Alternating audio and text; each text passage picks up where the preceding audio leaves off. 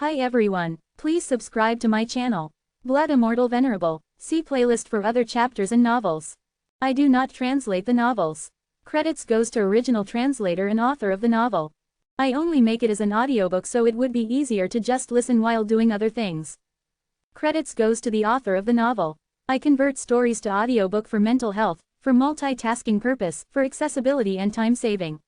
Listening to audiobook is also beneficial for people who have disability. It improves our listening skills and improve our English comprehension, vocabulary and other things. So, thank you for listening. Thank you and thank you very much for your support. Chapter 981, The Vitality Pressure. Only after a breakthrough to the Soul Sea realm could one ascend to the upper world. This had almost become the law of the universe. The warriors in the ascending well were all at the Soul Sea realm, but what was a life and death realm warrior doing here? When the woman dressed in plain clothes had talked about ascending to a foreign race, she had been quietly paying attention to Zen, for she had sensed that he was the calmest of the lot even though he was only at the life and death realm. Zen wasn't pretending to be poised though, it was his usual state. He kept composure at all times, which implied that his warrior spirit was very stable. It was true that the rest of the warriors were at the Soul Sea realm. So far, their warrior spirits had withstood the ravages of time and danger. However, it was still difficult for them to keep poised as Zen. Which was why the woman in plain clothes was all the more curious about Zen. The water in this square well is comfortable, but it is not appropriate for us to keep soaking in it like this. Let's get out fast, one of the warriors voiced out. This suggestion was immediately echoed by the others. One of them swam to the well's surface, floating toward its mouth. However, just when the warrior was halfway, a muffled sound escaped him. It was as if his head had hit an invisible wall. All of a sudden, he fell back into the well. What is going on? There seems to be a transparent door at the top. The others were befuddled and wanted to know what had happened. Zen shot an indifferent glance toward the top of the square well before leaping up himself and reaching out to touch the void.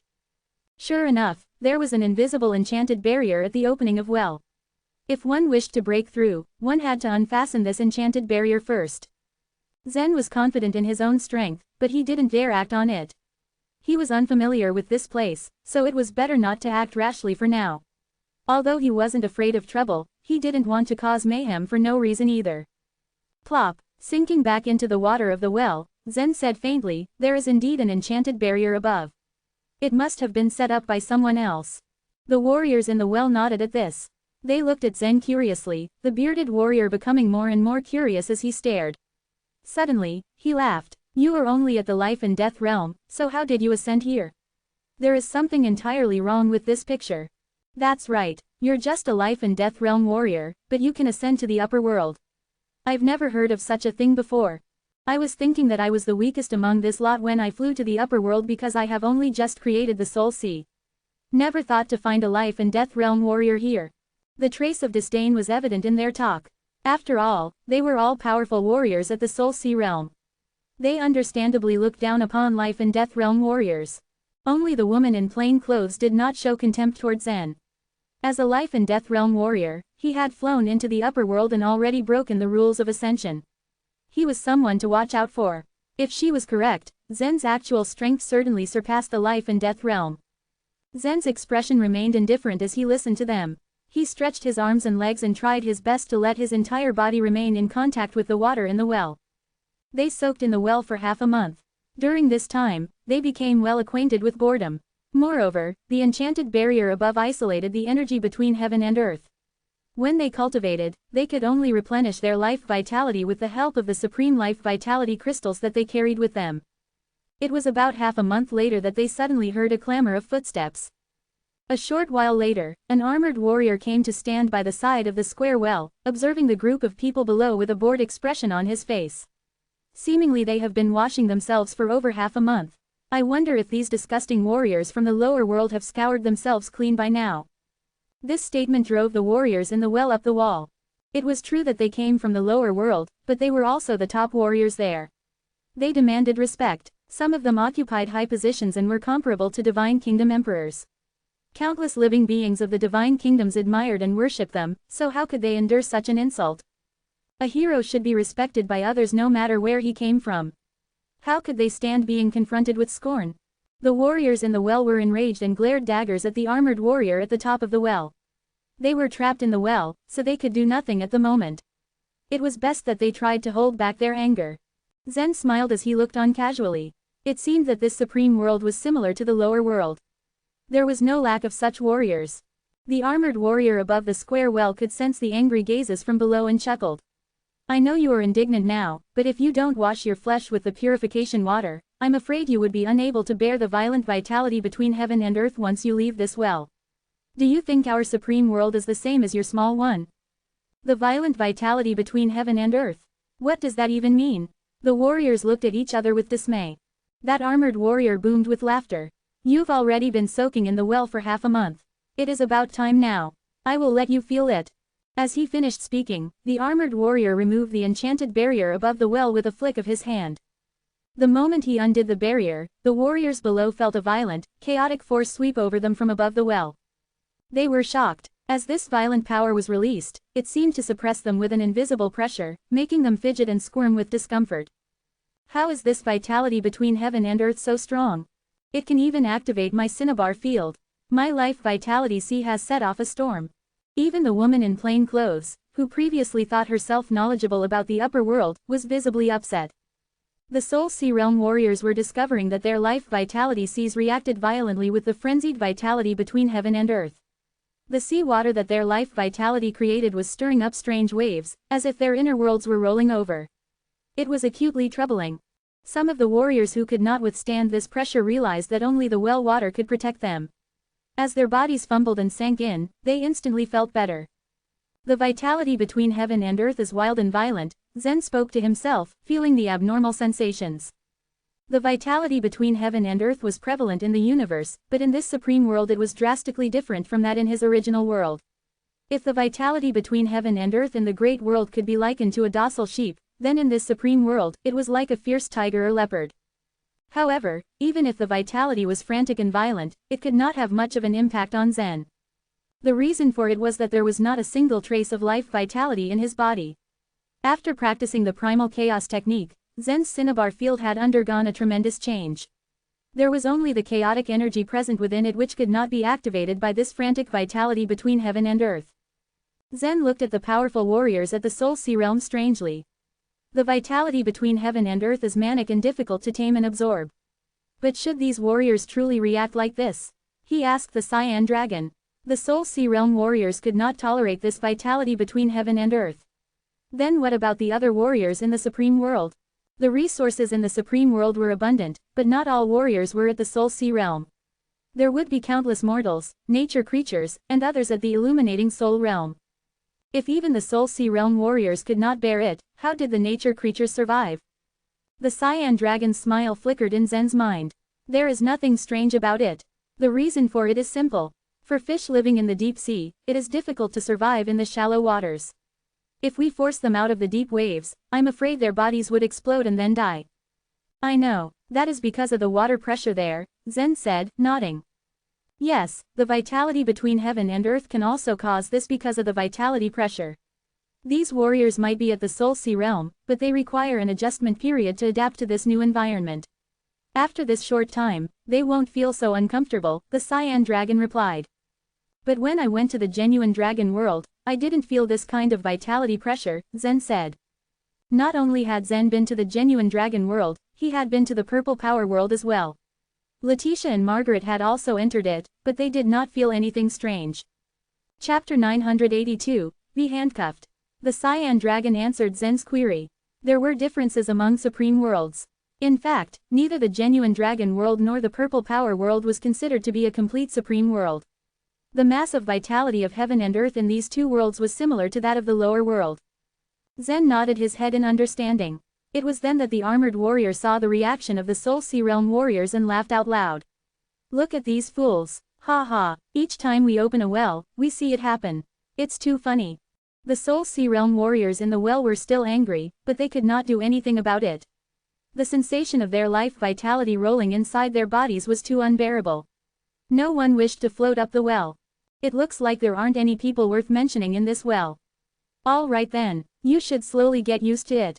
The armored warrior backed out as he finished speaking. Since the enchanted barrier sealing the well had disappeared, there was no need for Zen to stay in the well water any longer.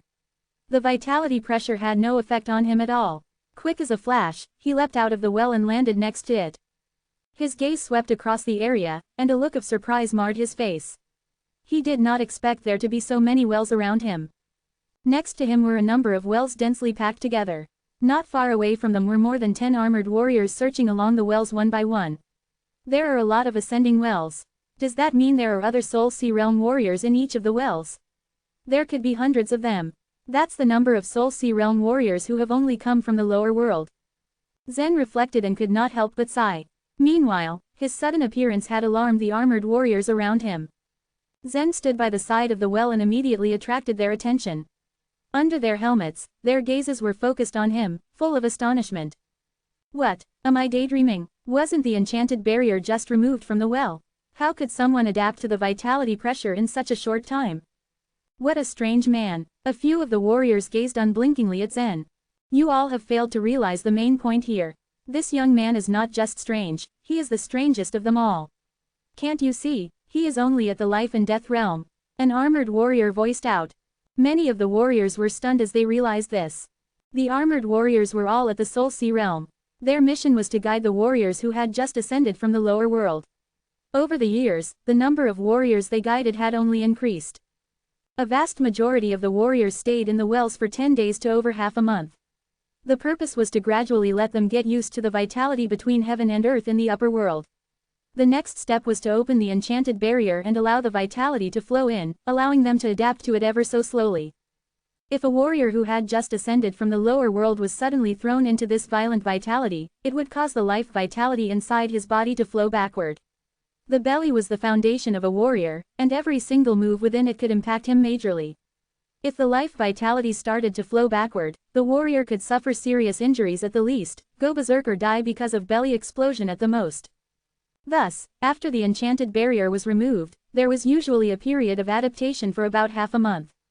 Those who could adapt well were able to do so within 10 days, while those with excellent physiques were able to adapt within 7 days. There were always some talents in this world who were able to respond positively to the vitality pressure within a mere 3 days. However, those warriors were few and far between. After so many years, only 1 or 2 of them had made appearances. According to some of the older, senior armored warriors, there had once been someone like that who ascended from the lower world. It was said that he had adapted to the vitality pressure within 4 hours. That man was now the famous Supreme Lord Illusion. It had only been less than 5 minutes now since they had removed the enchanted barrier, and this young man jumped out of the well. He acted like nothing had happened to him. What was even more shocking was that he only seemed to be at the life and death realm. Why was a life and death realm warrior able to ascend to the upper world at all? The armored warriors were utterly puzzled. They suspected that something had happened in the universe to change the ascending rules. The armored warrior who had just left the well turned around and trudged towards Zen. However, his originally formidable aura swiftly weakened as he stepped in front of Zen. He seemed to not be able to think straight. As he stood before Zen, he suddenly realized something. He could not treat the young man as any other ordinary warrior from the lower world. Zen's growth had clearly been astounding, and in future, if he were to make a name for himself, he might become a supreme lord or a world lord. Even if he only became a highly ranked official of some sacred place, he was someone the armored warrior could not afford to offend. The armored warrior instantly regretted mocking and ridiculing the warriors in the well when he had removed the enchanted barrier. Now he only hoped that Zen would not mind what he had said. He rushed toward Zen aggressively, but a smile found its way on his mouth. "My friend, welcome to the upper world," he said in a polite tone. "You have become a member of the spiritual force sacred place. Unbelievable, you got used to the vitality pressure so soon." The armored warrior's attitude had changed so quickly that Zen sighed deeply in his mind.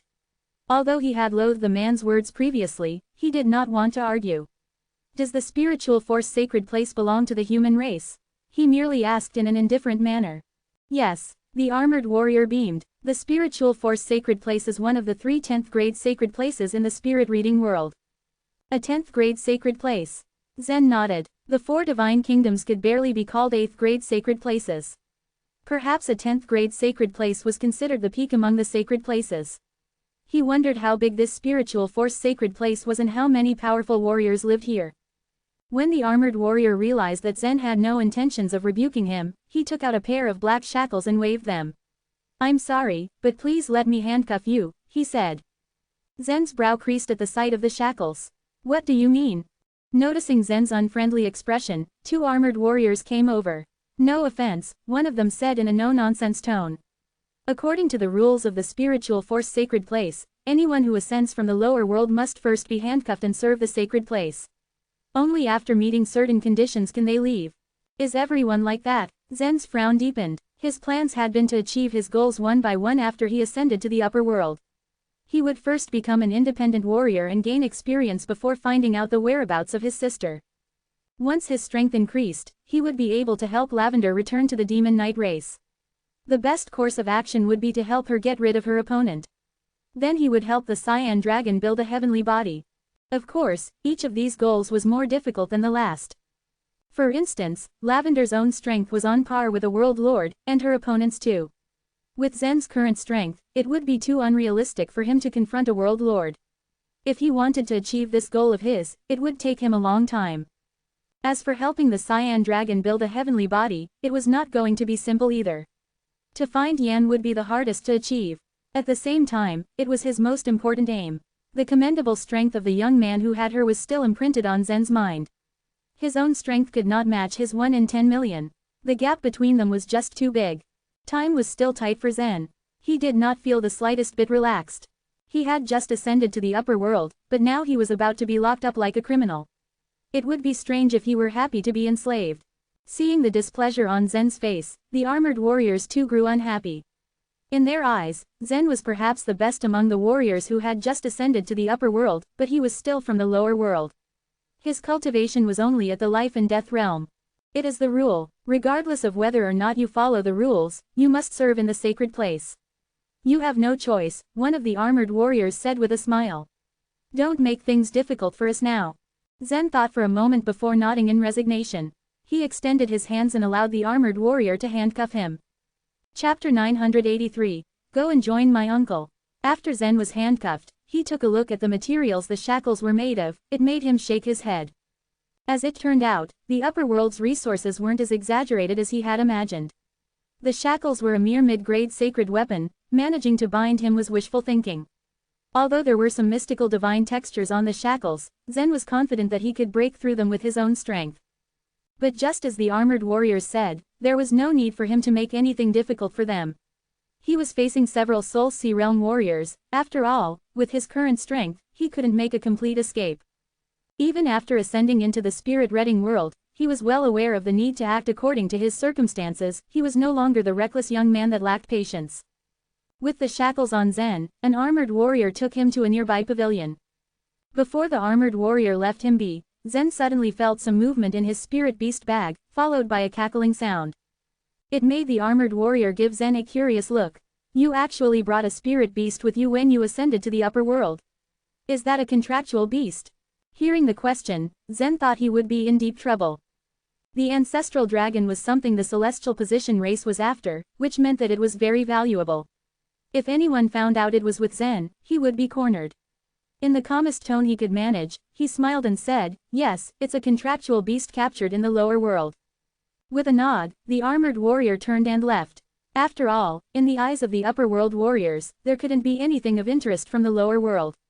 Luckily, for Zen, that particular armored warrior was too lazy to check his bag. How dangerous, Zen muttered to himself when the armored warrior was out of sight. Hey, don't make any noise. He patted the spirit beast bag. If anyone catches you, I won't be able to save you. After a few days of growth, the ancestral dragon had the intelligence equal to that of an 8 or 9-year-old child, and understood Zen's words well enough. Before Zen ascended, Margaret had cooked heaps of food to pack into the spirit beast bag. It was likely that the ancestral dragon had already eaten it all. With the body of a divine weapon, the ancestral dragon didn't actually need to eat at all it needed to do was absorb the vitality of heaven and earth to grow. But because Margaret had spoiled it with delicious food, it became rather picky. It seemed that it wasn't pleased having to stay in the bag after filling himself up with a feast. But Zen's threat was rather effective. The ancestral dragon treated him as its mother, after all, and was too afraid of being separated from Zen to act recklessly. After Zen's warning, it curled up in the bag without making another sound. For nearly half a month, Zen waited. In the first week, none of the warriors who ascended were able to enter the pavilion. It was only on the 10th day that the first warrior arrived, a woman in plain clothes and shackles around her hands. When she sized Zen up, her eyes widened in surprise. It seemed that she had a good understanding of the upper world's rules, something that others usually lacked. She knew that it wasn't easy to adapt to the vitality of heaven and earth after leaving the ascending well. Even with that knowledge, it had taken her 10 whole days to leave the ascending well, while it took Zen only 5 minutes to adapt to the vitality. The difference in ability made her incomparable to the man before her. Taking a seat beside Zen, she went straight to the point. "How did you do it?" With a polite smile, Zen asked, "What? How did you adapt to the vitality of heaven and earth in such a short period of time?" After a moment, a thought came to her. "There is only one explanation. You're not a warrior from the lower world.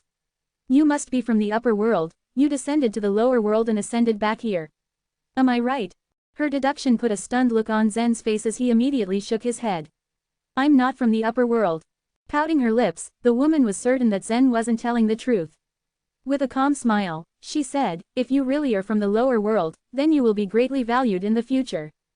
In spite of her skepticism, Zen maintained a calm demeanor as he gazed at the ascending wells in the distance.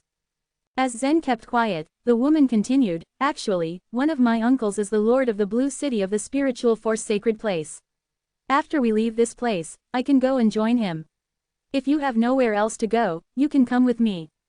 In response to her offer, Zen merely glanced at her indifferently. When they were in the ascending well, the woman didn't even know if this upper world was ruled by humans. From the looks of it, she was only pretending to be ignorant in the well. Zen wondered how powerful the Lord of Blue City was. He didn't know where he was headed. He was still rather inclined to becoming an independent warrior. He wasn't even interested in joining the spiritual force sacred place, let alone following this woman to Blue City. As soon as he finished his service at the spiritual force sacred place, he planned to take his leave. But things developed beyond his imagination.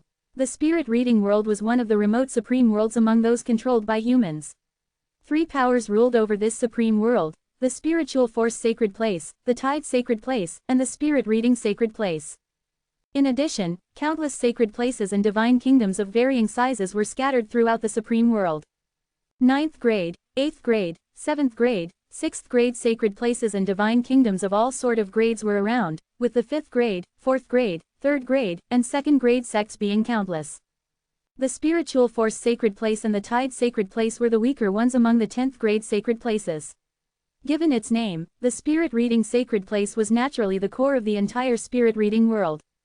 Regardless of how wide the supreme world was, just the area occupied by the spiritual force sacred place was already too big for Zen to imagine.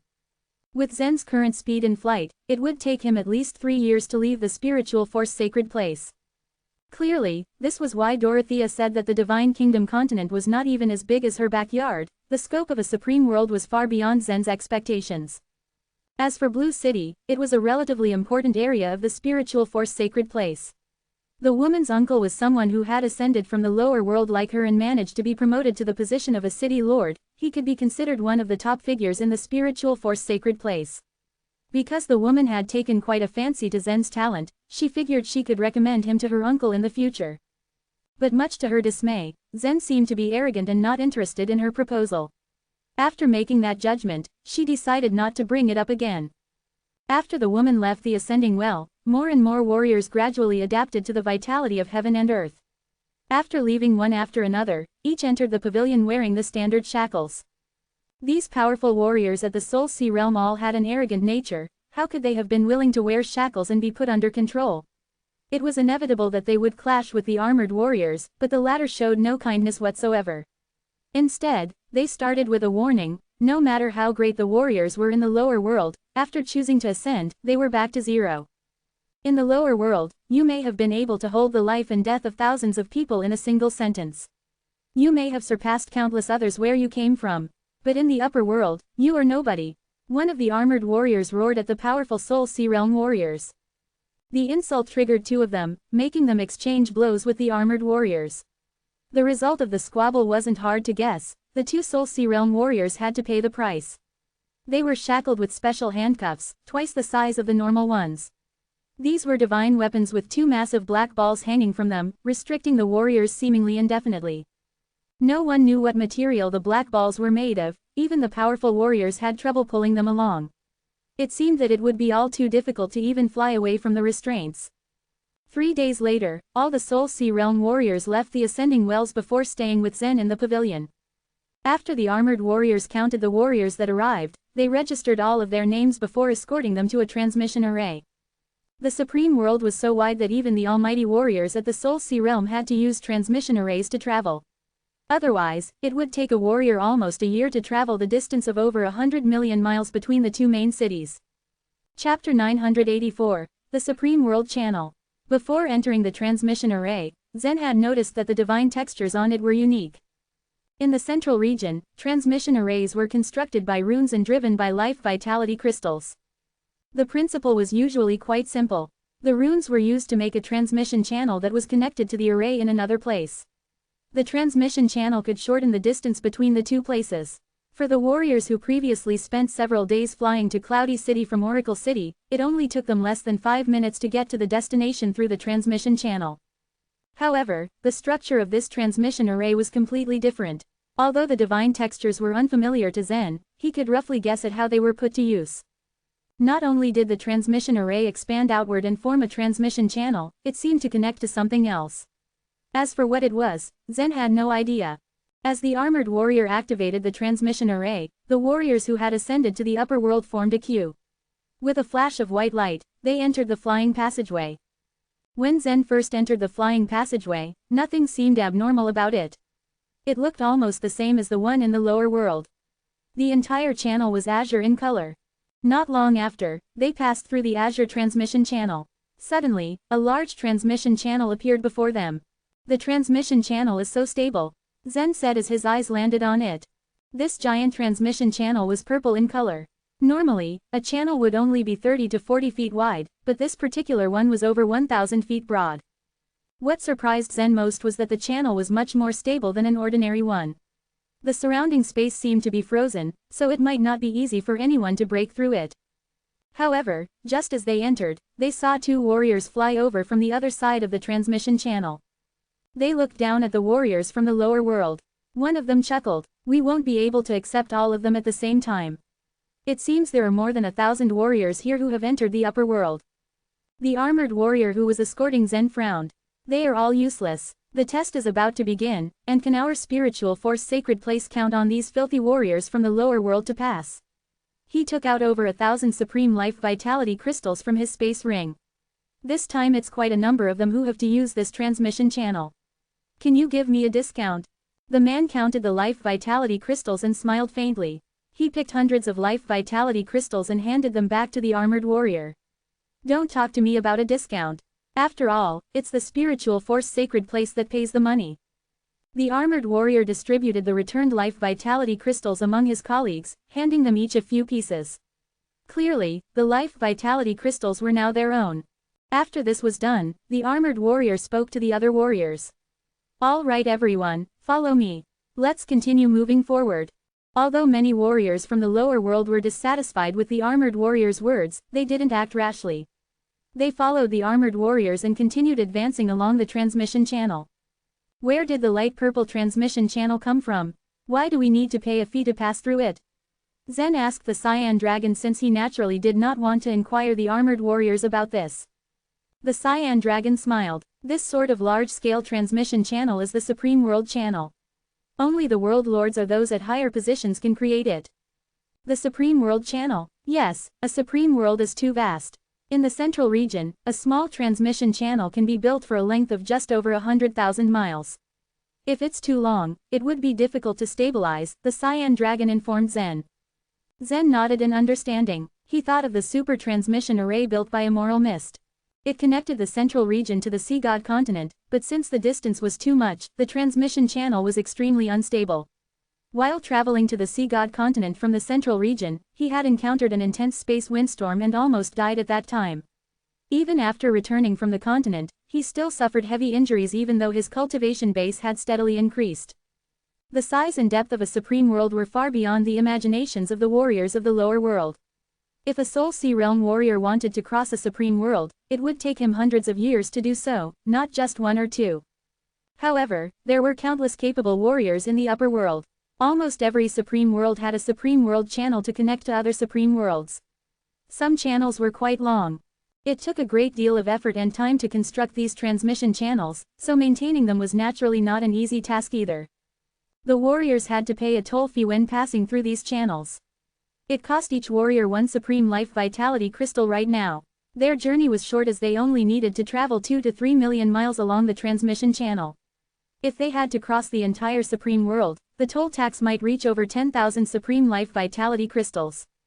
As for the cost of crossing more than one supreme world, it might surpass 1 million supreme life vitality crystals.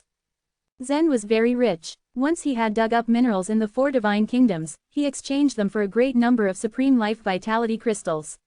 But now, it was shocking to him that for all his wealth, he could not even travel across the supreme world. Zen sighed and followed the others as they flew through the enormous transmission channel. 1 hour later, the armored warrior in the lead stopped and entered a side passageway. They reached the normal transmission channel and very quickly left it altogether.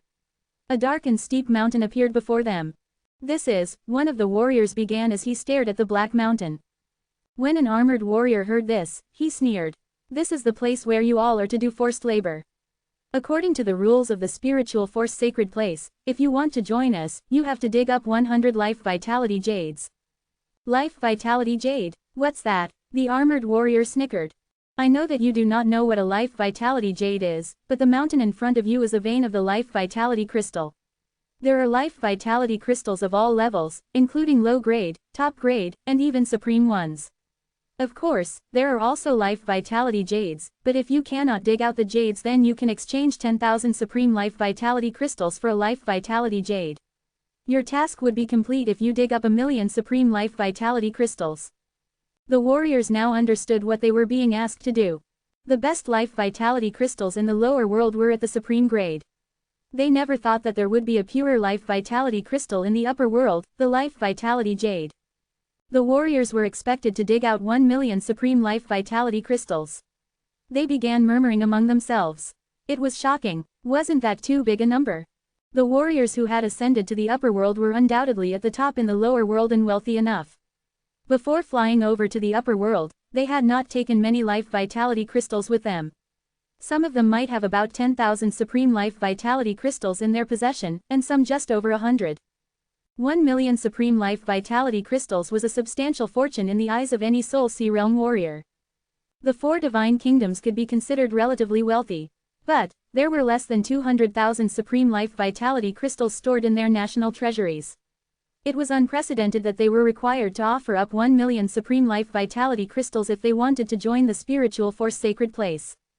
1,000,000 life vitality crystals. How long would it take for us to dig up so many crystals? We would have to spend several hundred years here. I don't want to join your spiritual force sacred place. A warrior spit out in annoyance. I just want to be an independent warrior. The armored warrior chuckled. You want to become an independent warrior? Well, then you have to provide 200 life vitality jades.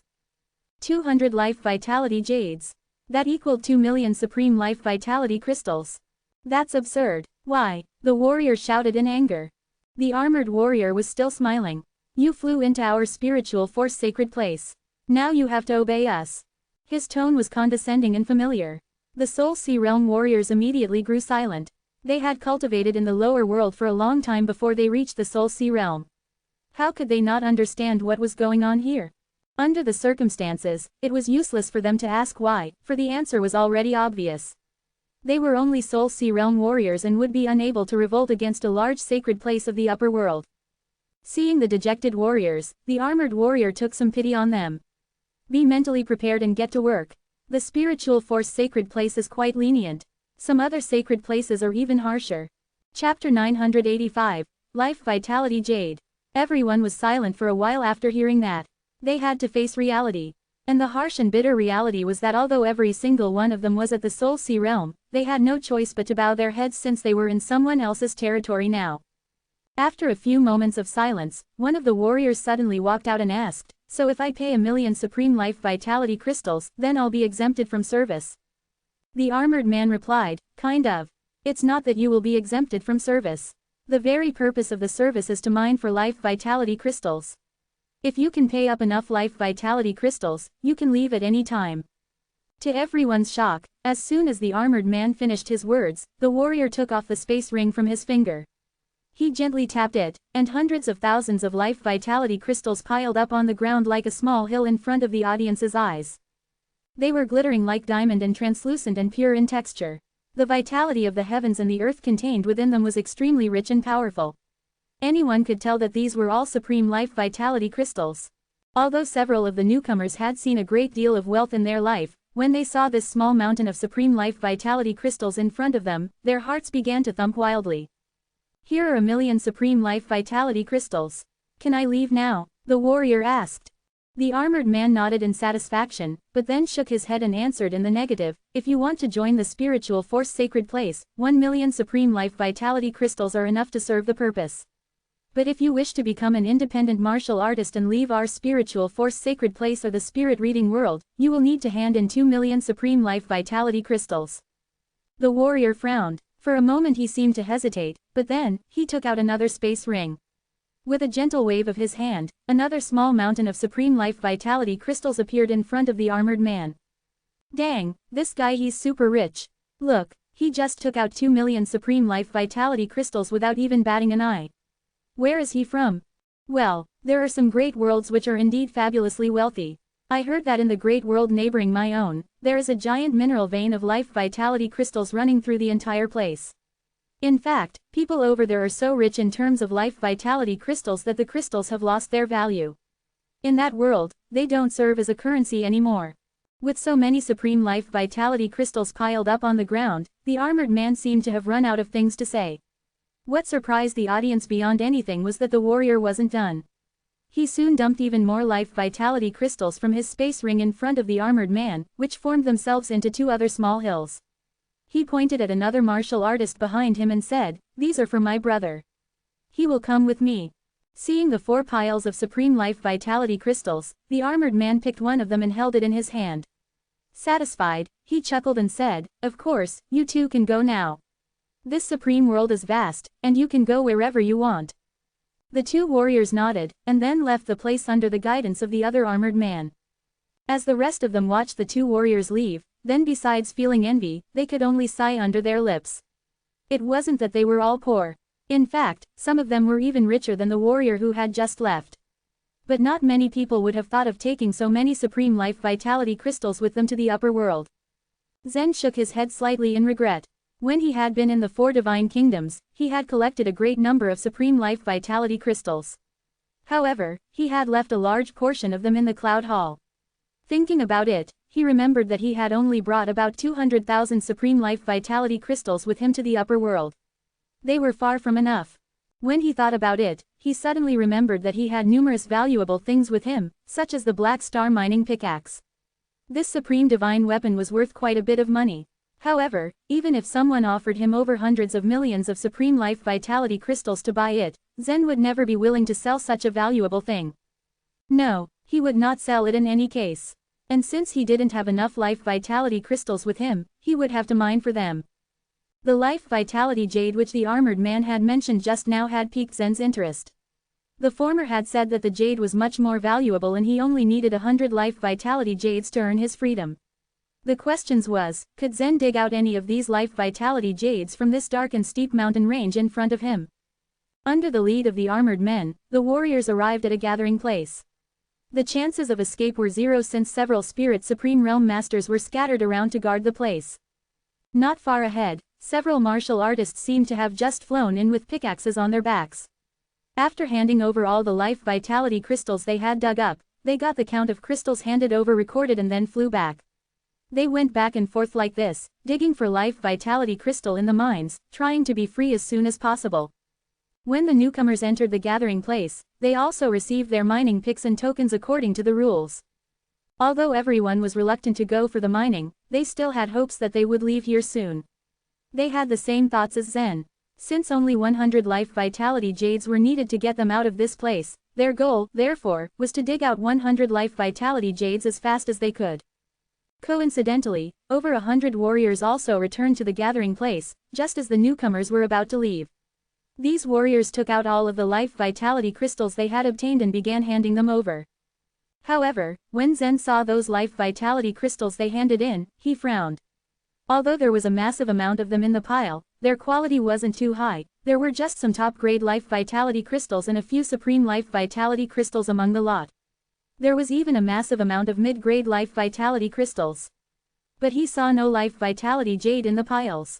Zen walked up and asked, "Friend, may I ask why you only excavated top-grade and mid-grade life vitality crystals? Isn't it too arduous to get these lower-grade life vitality crystals? I mean, it would be easier if you got the life vitality jades instead." Everyone's goal was to get 100 life vitality jades, which was equivalent to 1,000,000 supreme life vitality crystals. In fact, if they exchanged them for top-grade life vitality crystals, the number would be too enormous.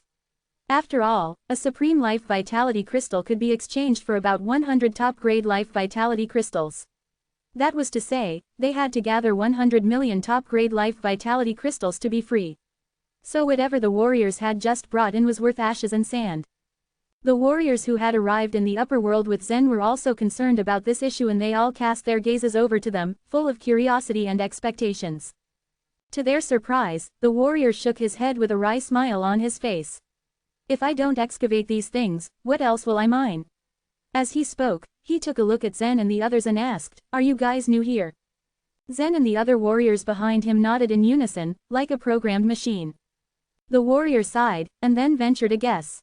"If I am right, you all want to dig out the life vitality jades, right?" He then laughed. "What's wrong with that? It would be easier, right? Is it impossible?" Zen asked curiously. "Of course you can try to get them," the martial artist chuckled. "When I had just arrived, I also wanted to dig up the life vitality jades so I could leave as soon as possible. But if you want to dig up the life vitality jades, you will have to be ready to lose your lives."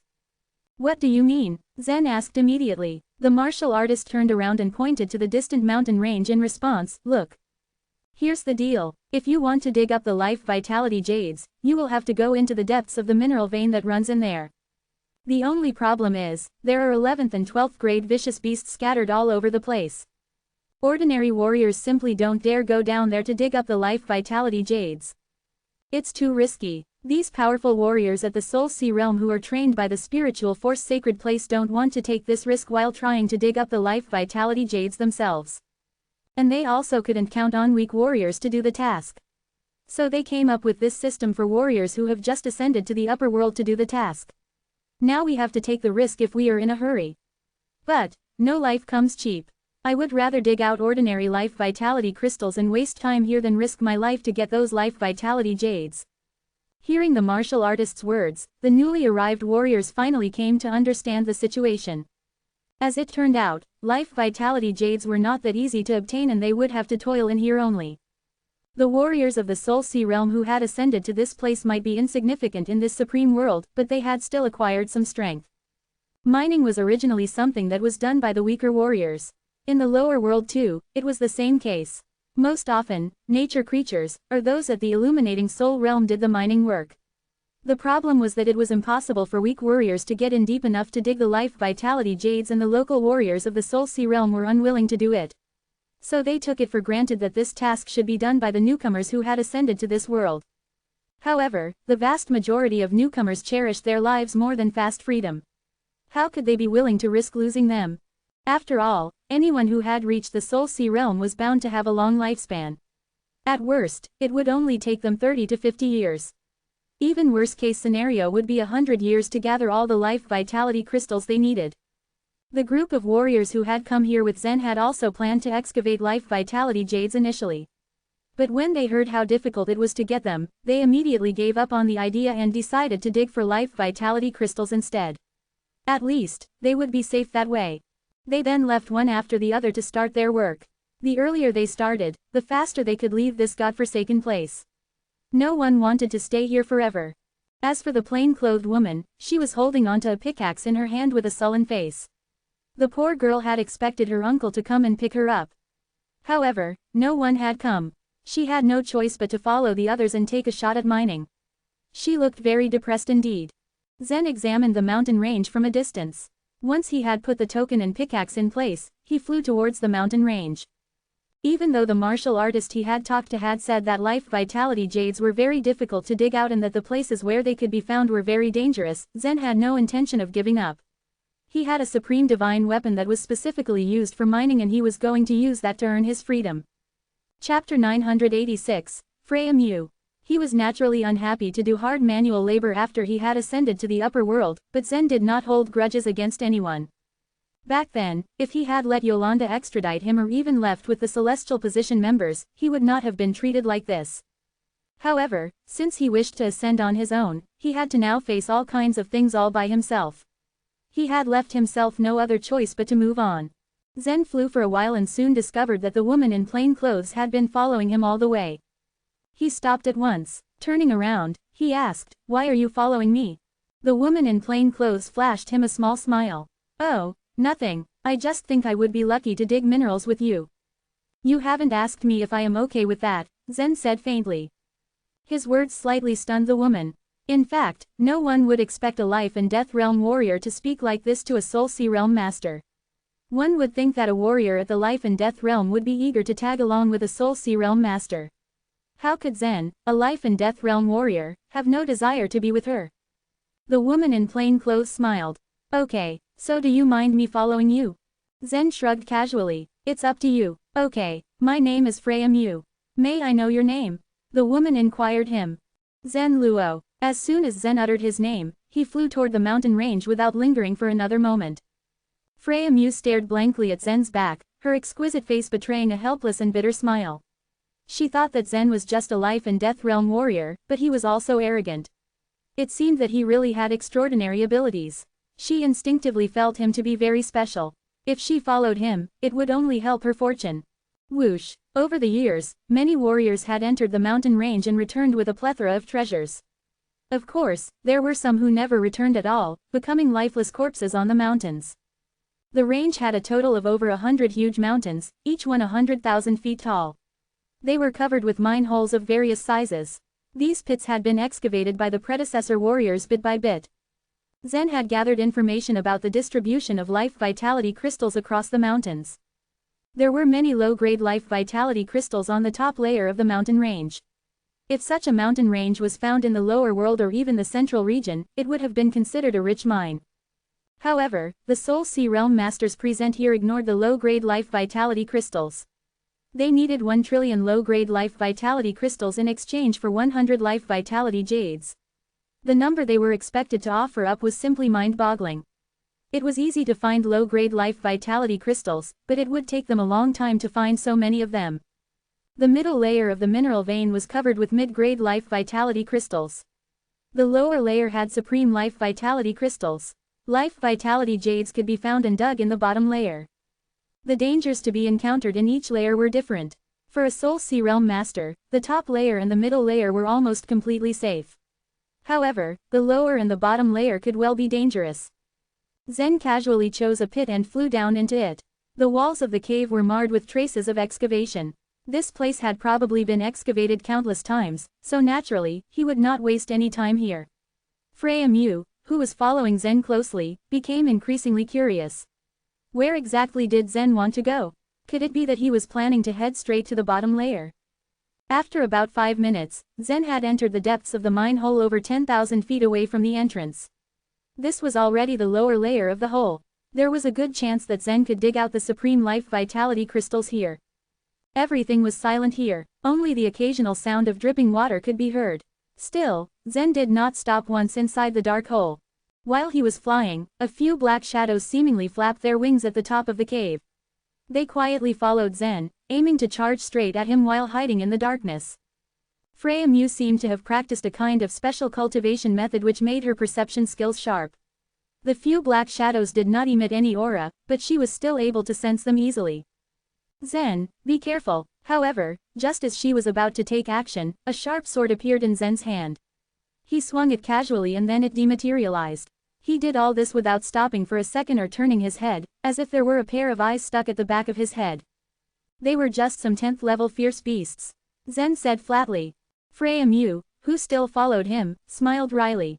A 10th level beast was equivalent to a life and death realm warrior. Zen was only at the life and death realm, but he spoke so indifferently about it, as if he was much superior to the level. The sword attack that Zen had displayed just now indeed surprised Freya Mew. She was born into a famous and powerful clan and had seen many masters in the lower world. However, she had never seen a warrior slash out his sword and make such a sharp and strange arc. She assumed that Zen was far more powerful than what his level suggested. It could not be measured from his cultivation base as it far surpassed that of an ordinary life and death realm warrior. Freya Mew had already made certain conclusions in her head. As they continued moving forward, their surroundings began to change gradually. At first, the cave seemed to be made up of brown rock walls, but now the surrounding rock walls began to turn translucent and crystal clear, formed with pieces of pure quartz. Some other ores were embedded within the quartz, a few of them emitting a faint luster. Under the gentle shining light, the environment in the lower layer was not so depressing and dark.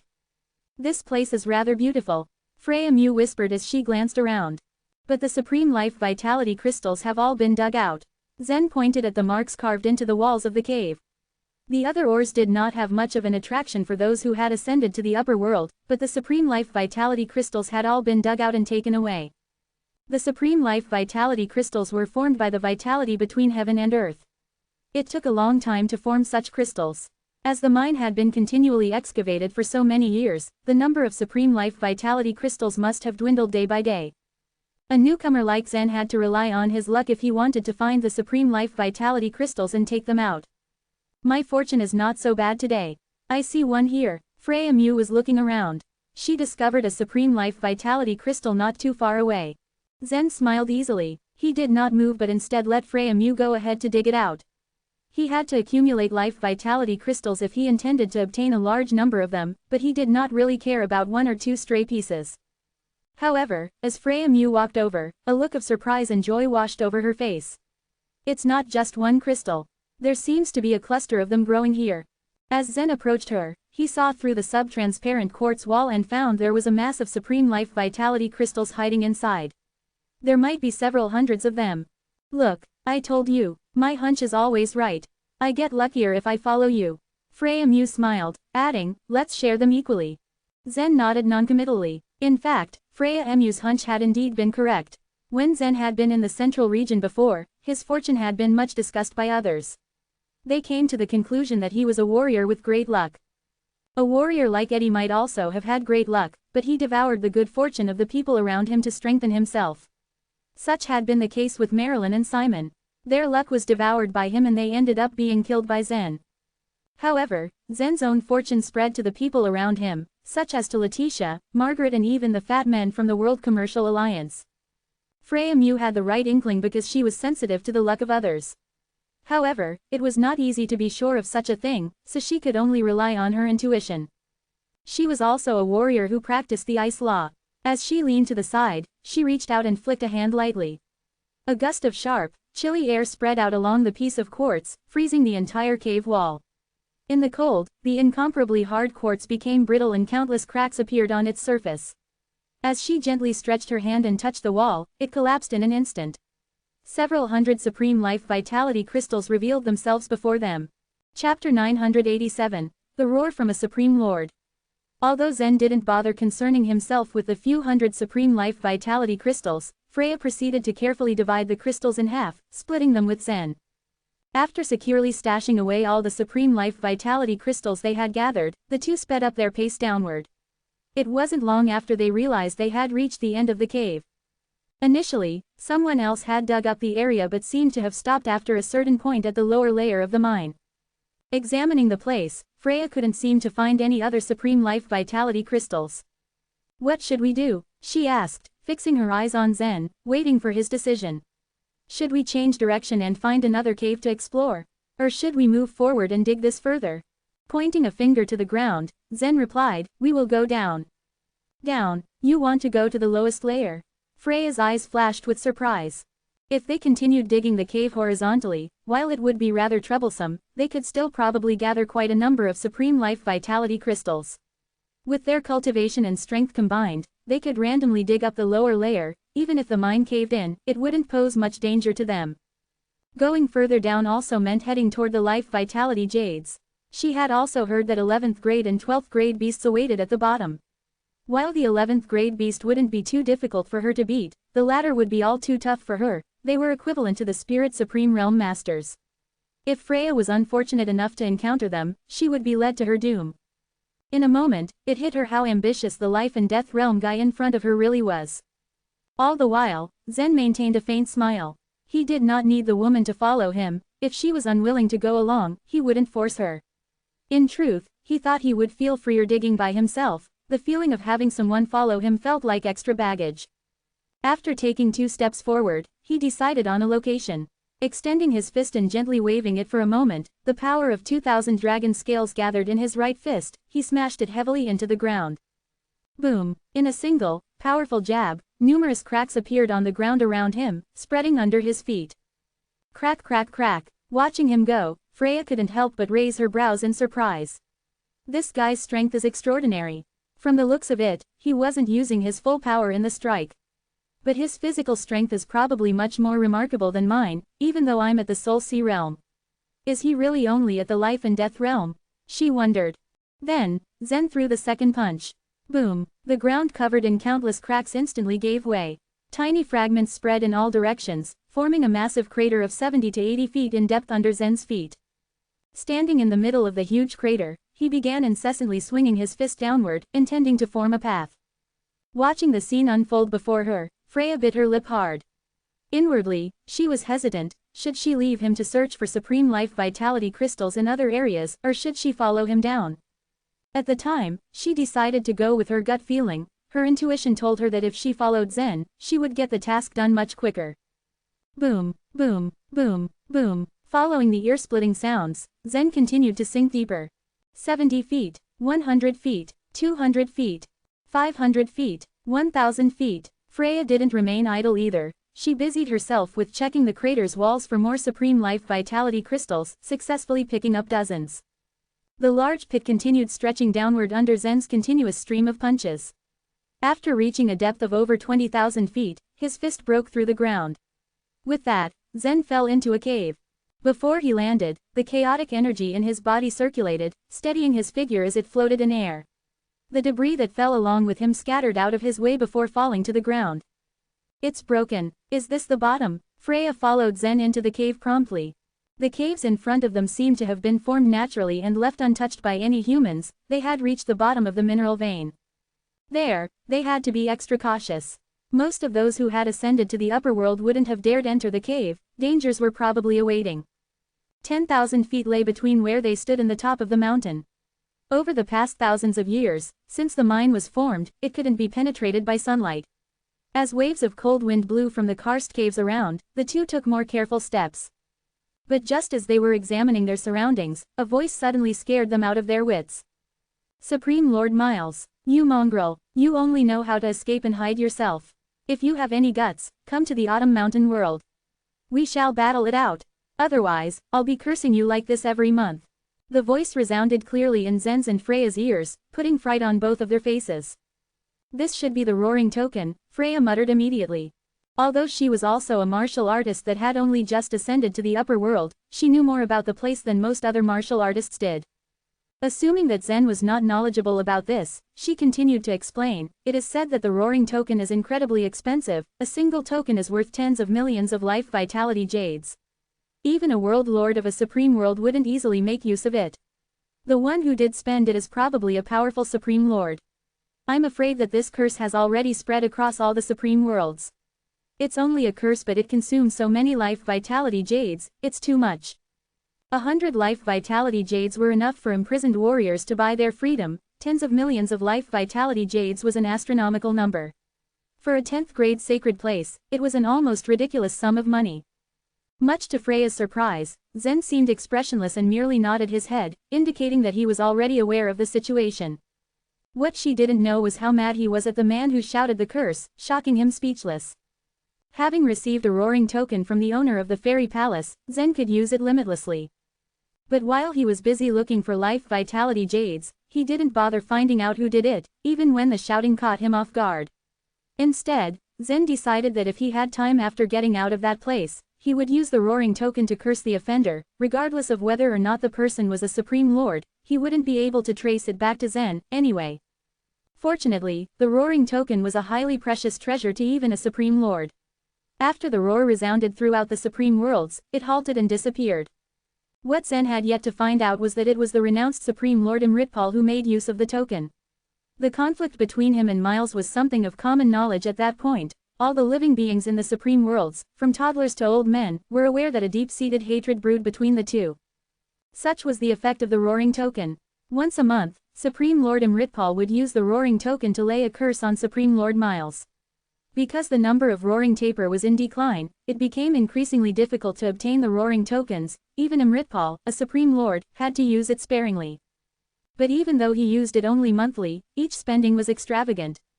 For a 10th grade sacred place like the spiritual force sacred place that had governed an area of almost a 20th of a supreme world, they could only afford half of a roaring token with 10 years of revenue. What was worse was that the token was so precious that even the wealthiest in status couldn't make a purchase because of the limited supply. But this time, the Supreme Lord's roar aroused Zen's interest. The roaring token seemed to be a rather curious thing. He could probably use it to search for Yan if given the opportunity. But for the meantime, he had to find the life vitality jades. As Zen and Freya slowly traveled through the naturally formed caves, they could tell how different it was from the upper layers. If any 12th grade vicious beasts sensed their presence, they would have no choice but to run for their lives. After squeezing through a passageway barely the width of a person, Zen stepped into some kind of wide clearing. A massive creature lay prostrate within the cave. It had 9 heads, all of which were lying quietly on the ground, sound asleep. It's a legendary beast, 9-head snake. A fully grown one. Shish, it's a 12th grade beast. You can compare it to a spirit supreme realm master. Let's go back, Freya whispered harshly into Zen's ear. The sight made her extremely vigilant. But Zen only pointed to something in the distance. Look over there. In the area where the 9-head snake was in a deep sleep, a mass of milky white gems lay. Even though they were over 400 feet away from them, the two could still feel the incomparably pure vitality of heaven and earth they contained. Are those life vitality jades? When the milky white gemstones came into Freya's view, her eyes gleamed with excitement. While she knew that the 12th grade beast wasn't something she could dare to provoke, she couldn't ignore the pile of live vitality jades. If she could obtain them, it would make a third of her task accomplished. Even if the gemstones were to be divided between her and Zen, each of them could still get over 10. The weight of the gemstones made her consider the risks of heading straight for them. The 9-head snake was no obstacle to take lightly. Chapter 988. Unable to take them away. In fact, both of them had never seen a life vitality jade before. The spiritual force sacred place did not treat the warriors who flew to the upper world very well. They just set up an enchanted barrier around the mine and threw the warriors in, treating them like locked-up prisoners. If the warriors wanted to get out, they had to hand over 100 life vitality jades. It was no different from robbing them. The only good thing about it was that it made the warriors from the lower world stop longing for the upper world. It made them realize how helpless the Soul Sea Realm warriors would be once they ascended to the upper world. The stones were exuding with life vitality, so they were most likely to be life vitality jades. However, it was not easy to take away the life vitality jades, which were placed not far away from a 12th level fierce beast. With Zen's current strength, he could fight a Soul Sea Realm master. However, this 12th level fierce beast was equivalent to a Spirit Supreme Realm master, and the lifespan of a beast was often longer than those of humans. Besides, the 9-head snake was probably regarded as a legendary beast, so even if Zen fought it, he could not defeat it. As for Freya, she had only just broken through to the Soul Sea Realm. Perhaps she thought that she was stronger than Zen, but Zen didn't think much of it. The two of them stared at the cluster of life vitality jades as they observed the sleeping 9-head snake. They were hesitant about reaching out to get the life vitality jades. Still, they did not want to give up. However, they were afraid that they would risk their lives if they tried to take away the jades. At the moment, Freya smiled faintly. I have a hidden treasure and with its help I can hide most of my breath. This 9-head snake is still sleeping. I should go and steal those life vitality jades. Hearing Freya's words, Zen did not utter a word. It would be good if she could successfully take them away. There was great risk in it, but the benefits they would reap were not small. Therefore, he nodded solemnly. Freya took out a light green muslin robe. The robe was as thin as a cicada's wing. As Freya casually put it on her body, Zen's face betrayed a trace of surprise. Indeed, it was just as Freya had described. Once her body was covered in the muslin robe, a large portion of her breath was concealed. Even with Zen's incomparably keen sense of perception, it would have been difficult for him to detect her existence if he had not been paying attention to her. Of course he could not sense her through his perception, but if he observed with his eyes, he could see the noticeable green hue. However, the purpose of this kind of magic treasure was to conceal the breath. Moreover, this nine-head snake was still sleeping. Since she was able to conceal the breath, the muslin robe was suitable for this current dilemma. Judging from its use, this magic treasure could be considered a divine weapon, Zen thought to himself. Freya blinked at Zen, and after nodding, she walked toward the nine-head snake. Although she tried her best to suppress her emotions and keep calm, Zen could still see that she was very nervous. He wanted her to give him the robe so that he could go and fetch the life vitality jades himself, but after seeing that she had already taken a few steps forward, he gave up on that idea. Freya's nervousness was inevitable. She came from a prestigious clan, but after ascending to the upper world, everything had been different from how she had imagined it. She had thought that her own uncle would come and pick her up. Then she would join the spiritual force sacred place to continue her cultivation. However, ever since she had ascended to the upper world, not only did she not meet her uncle, but she took such risks in exchange for her freedom. She was still a Soul Sea Realm warrior, so she had the courage, perseverance and willpower of the same. She decided she would not be flustered and helpless like a weak young lady whenever she got into trouble. The nine-head snake might have been sleeping in this place for countless years. Vicious beasts tended to sleep for a relatively long time. Before it could advance to a higher level, it would often sleep for hundreds of years, even 1,000. Snakes even had the habit of hibernating. This thing won't wake up. Freya kept comforting herself silently. At the same time, she moved toward the life vitality jades with light footsteps. With her cultivation base, she could control almost every inch of her meridians and muscles with incomparable coordination. Thus, from beginning to end, she was like a nimble cat as she walked toward the treasure. At this time, another voice came from the above. Immortal, I'm not hiding from you. Once I've mastered the energy returning incarnation, you can obediently wait for death in the Autumn Mountain world. This voice was like thunder as it traveled through 100,000 supreme worlds and spread through the universe. The voice could still be heard clearly in the deepest parts of the earth and in the deepest depths of the oceans. Every warrior and every living being could hear it. This was how overbearing the roaring token was. Zen and Freya could hear it, and the sleeping nine-head snake could also hear it. However, since the snake had been asleep for far too many years already, it could not be woken up by the voice. It just turned one of its heads over, let out a moan, and then fell asleep again. Freya was very nervous at first. When she suddenly heard the sound, she got even more nervous, her heart racing twofold. As she saw one of the nine-head snake's heads move, her body trembled. Her originally nimble steps became disorderly. One of her feet landed on a palm-sized rock. As the rock rolled, there was a loud rumble. The sound echoed clearly in the cave. Freya's entire body froze on the spot, and so did Zen. At this moment, both of them seemed to stop breathing. When two snake heads heard the sound, they slightly raised themselves as if trying to figure out the source of it. Fortunately, they did not open their eyes. Perhaps they were too tired. The two heads lay down on the floor again. Up until that moment, Freya felt that she was going to get herself killed, but after seeing the nine-head snake's reaction, she let out a long, deep breath and turned around to smile at Zen before continuing to walk toward the life vitality jades. Once Freya successfully approached the cluster of life vitality jades, her eyes emitted a ray of light. With a casual glance, she determined that there were 39 life vitality jades hidden there. She didn't know what the life vitality jades were. They could clearly be considered ores, but each of them was like the fruit of a plant which grew here. Freya reached out and was about to pick the fruits one by one. But as she went to grab the life vitality jade, she was astonished when her complexion changed suddenly. She was unable to take out the life vitality jade. Zen, who had been observing from afar, also frowned. Freya was a Soul Sea Realm master and for a woman, her strength was great. How could she not pick the life vitality jade? Freya gently circulated her strength. This time, she used 30% of it, but the jade in her hand did not move at all, nor did the milky white branch, as if the pair of them were made of steel and inlaid there. Even if it was an iron tree, it should not be able to withstand Freya's tugging. It seemed to her that it would not be so easy to take away the life vitality jades. Freya took another deep breath. This time, she used 60% of her strength, but the life vitality jade still did not move at all. Finally, she tried to make use of 90% of her strength. Freya's face was red with anger, but the life vitality jade was still hanging onto the branch. At this time, she understood that she would not be able to pick it with just her strength alone. She turned her head and looked at Zen helplessly. She could only give up and return to his side. I can't take it down. Freya's face revealed a trace of anger. She had just been about to succeed, but then she discovered that she could not pick the life vitality jade after all. Naturally, she felt dejected and disappointed. The spiritual force sacred place was the one to blame for all of this.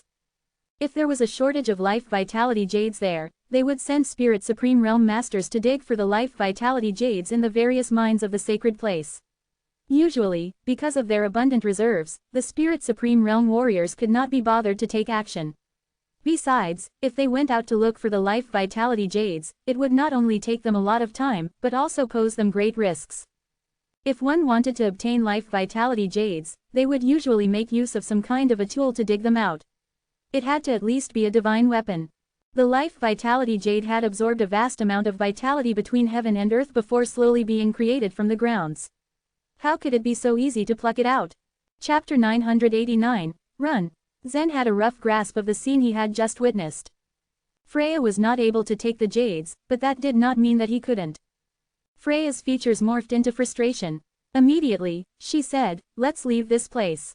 If the beast stirs, we'll be screwed. Zen, however, only reached out a hand towards her. Hand it over, he said. Freya looked at his outstretched hand in confusion. What? Your robe, Zen replied. Lend it to me. A look of understanding dawned on her face. You want to get the life vitality jades? She asked, almost incredulously. Zen nodded. Freya did not know what to make of it. She was a full realm higher in cultivation than Zen. If she had failed to get the life vitality jades, what more could he do? As if reading her mind, he smiled. Don't worry, I can make it.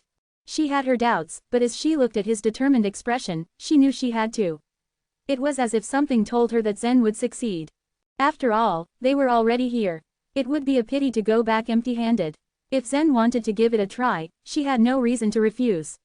She took off her robe and handed it to Zen's waiting hand. Thank you. The robe cloaked one's breath. Zen wore the garment, and instantly his energy was muted. His aura had become almost inaudible. Then, wordlessly, he rushed towards the life vitality jades at lightning speed. Freya barely had time to register what was happening. Zen was acting so recklessly. One of her hands went up in shock to cover her mouth. Her pulse picked up with his every step closer to the life vitality jades. She held her breath, not daring to breathe. He made no sound as he got closer, and she finally allowed a relieved sigh. This guy is too rash, she thought. As he approached the life vitality jades, Zen wanted to directly pull one of them down from above just as Freya had done. However, it refused to budge from his tug. Zen used the power of the dragon scales and gave it another pull. He had activated 1000 dragon scales, but it was to no avail. The life vitality jade remained wedged from above. This time, however, he no longer increased his strength. His current power would be enough to pull even huge mountains. This meant only one thing. There must be some law of causality hidden within the life vitality jades, which meant that this was not a problem that could be solved by force. As he thought of this, Zen's body leaned to the side, his back facing Freya. Gently, he pressed his space ring and took out the black star. He moved discreetly, not wanting anyone else to know that he had it. From where she was, Freya probably wouldn't be able to see it. Slowly, he extended the pickaxe and hammered at the stem of one of the life vitality jades. A very subtle sound rang through the silence.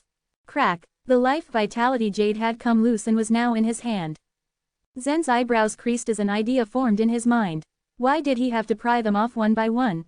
The life vitality jade sprouted from one root. Wouldn't it be faster if he pried the whole root up? He tested this idea, and began to pick at the root. The black star's law of causality had taken effect, and after his continuous prodding, he completely uprooted the whole plant. Zen smiled at his victory and returned the pickaxe into his space ring. Then he turned his head and waved the plant in Freya's direction, beaming. Freya could almost not believe her eyes as she saw the plant in his hand. He had managed to take out the whole plant that she had spent so much effort pulling out with seeming ease. It didn't even look like he lost much energy, given the vigorous way he shook the plant. This guy's strength is incredible, she thought. Waves of relief and rejoicing filled her heart. Her intuition had been right, something that both delighted and worried her. Now that he had the plant, would Zen take all the life vitality jades for himself? However, she quickly dismissed the thought. She believed that Zen was no selfish man. Zen held the plant in his hand and slowly walked towards Freya. It was at this moment that the nine-head snake stirred. With a sniff, its heads moved around tensely. It knew that something was amiss. The nine-head snake slept near the plant, safeguarding and absorbing its energy unto itself. Since the energy within it was already full, the excess would be released. It was for this same reason that Zen and Freya were drawn to the plant just now. They had sensed the abundant vitality between heaven and earth it released. When Zen pulled the plant out, the nine-head snake immediately felt the change in the vitality between heaven and earth. It had disappeared. The snake quickly knew that something was wrong. Hiss, hiss, hiss. The nine heads moved about angrily, as if searching for the culprit. The snake wasn't able to detect Freya before because it hadn't yet opened its eyes. As the snake woke up, it saw a human not too far away taking away the plant. How could that nine-head snake not be enraged? Zen had his back facing the nine-head snake, so it was Freya who noticed first that it had woken up. Her eyes widened in alarm as she pointed to Zen's back. He sensed movement behind him. Whoosh! Zen did not need to turn his head to look, his instincts told him that he was in peril. Like an arrow, he shot towards Freya. At the same time, a loud rumble came from behind him. A snake head opened its mouth wide and snapped forward to devour Zen. It was a narrow escape, but Zen managed to dodge. The snake head crushed the rock beneath Zen's feet, and the entire cave began to shake in protest. "Run! What are you waiting for?" he shouted towards a petrified Freya. Zen put the plant into his space ring and pulled Freya as he shot forward. After Zen dragged Freya for a distance, she finally came back to her senses. She circulated her life vitality and also ran towards the front, choosing a random path in panic. The body of the nine-head snake began to move. It was huge in size, but this did not hinder its agile movements. It was a level 12 beast, and its own speed was faster than Freya's and Zen's. It had quickly closed the distance significantly in only a matter of seconds. "It's fast." Freya circulated the life vitality in her body crazily, dragging sparkling and translucent snowflakes behind her. As the nine-head snake chased after them, a tiny snake head in the middle spoke in human language. "A human at the life and death realm dares to steal my life vitality jades. Your attempts at escape would be futile. I advise you to stop the senseless running. These 9 brothers of mine have been starving for a long time." Zen's eyes flashed. It seemed that the nine-head snake was intelligent enough to communicate with humans. Coupled with its power, it was a dangerous enemy. The nine-head snake was considered to be among the ranks of legendary beasts, just like the cyan dragon. It was much smarter than ordinary humans. "Quick!" Zen shouted. "We will go through the cave in front of us." Zen was running on the path that they had taken when they came. Freya was at a loss of what to do. If she didn't follow Zen, she might have run away aimlessly. If it happened, she would have alerted more and more vicious beasts and brought more trouble. Whoosh, whoosh, the two of them ran, and the nine-head snake kept up the chase. "Is there any way to make it slow down?" Zen asked. As soon as he finished speaking, Freya turned around. Her life vitality spread out from within her body, instantly condensing into a rapidly dancing snow ring. Snowfall domain. In normal circumstances, when a domain was condensed, it would follow its summoner and move around. However, after Freya had condensed this domain, she immediately threw it to the snake. She followed closely behind Zen. When the nine-head snake passed through the snowfall domain, it slowed down. However, the next moment, it swung its tail forcefully and lightly knocked against the ground. The snowfall domain that Freya had condensed was shattered like shards of glass. Chapter 990, Snake Venom. The snowfall domain Freya condensed slowed the nine-head snake by a mere 3 seconds, but these 3 seconds were all it took for them to come out of there alive. This area was incomparably dangerous, but as with all great risks, the chances of obtaining live vitality jades were high. Still, it didn't seem that practical for a newly ascended warrior to bet his life so early on in the game. No one was really willing to risk his life here in the mine. Majority of the Soul Sea Realm warriors opted to search for supreme life vitality crystals instead of risking their necks to find the life vitality jades at the bottom of the mine. With the 3-second buffer Freya had provided them, the two immediately jumped into the vertical hole Zen had opened, shooting themselves upwards and away from the beast.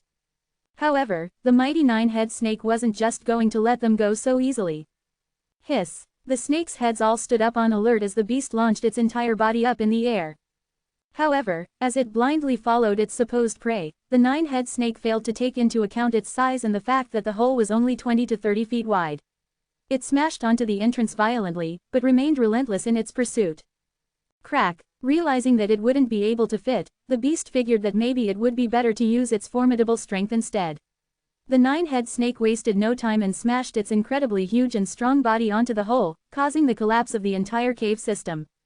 Despite the falling debris, however, its speed remained unimpeded. As they rushed upward, Freya continually unleashed her icicles upon the enemy. Freya's icicles were strong since they came from a Soul Sea Realm warrior. However, the snake's defenses were infinitely stronger and each attack did nothing to pierce through the thick scales that protected the beast's flesh. Truth be told, the 9-head snake could be considered the weakest among all legendary beasts when it came to attack power. However, it had one unique trait that made it very difficult to deal with. This ability was regeneration, wherein even if one beheaded the snake, the severed extremity would simply heal and regenerate over time. Zen, who had obtained a 9-head dragon's blood vigor on Cloud Road, had emerged with a strengthened body and an increased recovery ability reminiscent of this beast's unique trait. The only thing keeping both Zen and Freya alive right now was the weak attack and chase skills of the beast. Had it been any other level 12 beast, they would both be dead. It might be the weakest, but the 9-head snake was still a legendary beast. During the chase, the tiny head in the middle of the 9 heads seemed to grow impatient. Kill them, poisonous blood. Hiss, hiss. The remarks of one head caused a frenzy with the others. All of the heads began to shriek, opening their mouths and letting blood-red lights condense within. Freya couldn't help but pale at the hopelessness of the situation. They were being chased by a legendary beast with only a long and narrow space to move in. There was nowhere to dodge and nowhere to go but up. Hiss. Once condensed, the blood-red lights quickly burst and turned into 9 bright red blood pillars. These blood pillars plunged their surroundings with a heady smell of metallic blood along with a certain, choking stench, most likely poison spat out by the 9-head snake. What should we do? Freya murmured in disbelief. She continued flying upwards but, deep inside, she was seriously contemplating her survival rate in this place. Sure, Zen had come to help her, but she also believed that he was weaker than her. Therefore, she really did not expect that he would be of much help. He was truly the last person she expected to save her, and this fact did not bring her any comfort considering the seriousness of their current situation. While Freya ruminated on this dilemma, Zen's face was serenely calm. With a flip, he reached out and immediately grabbed Freya. "What are you doing?" she exclaimed. She tried to wriggle away from his grasp, afraid that he was going to use her as a shield against the incoming blood pillars. The thought of being reduced to a scapegoat after they had come so far and achieved so much was unacceptable to Freya, who then resisted Zen's approach. To her surprise, Zen did not fight her and instead let her pull him back to shield her from the danger that came at them. Freya had misunderstood. He was actually protecting her. So he just wanted to block the blood pillars for me, she thought. It was bizarre, to say the least.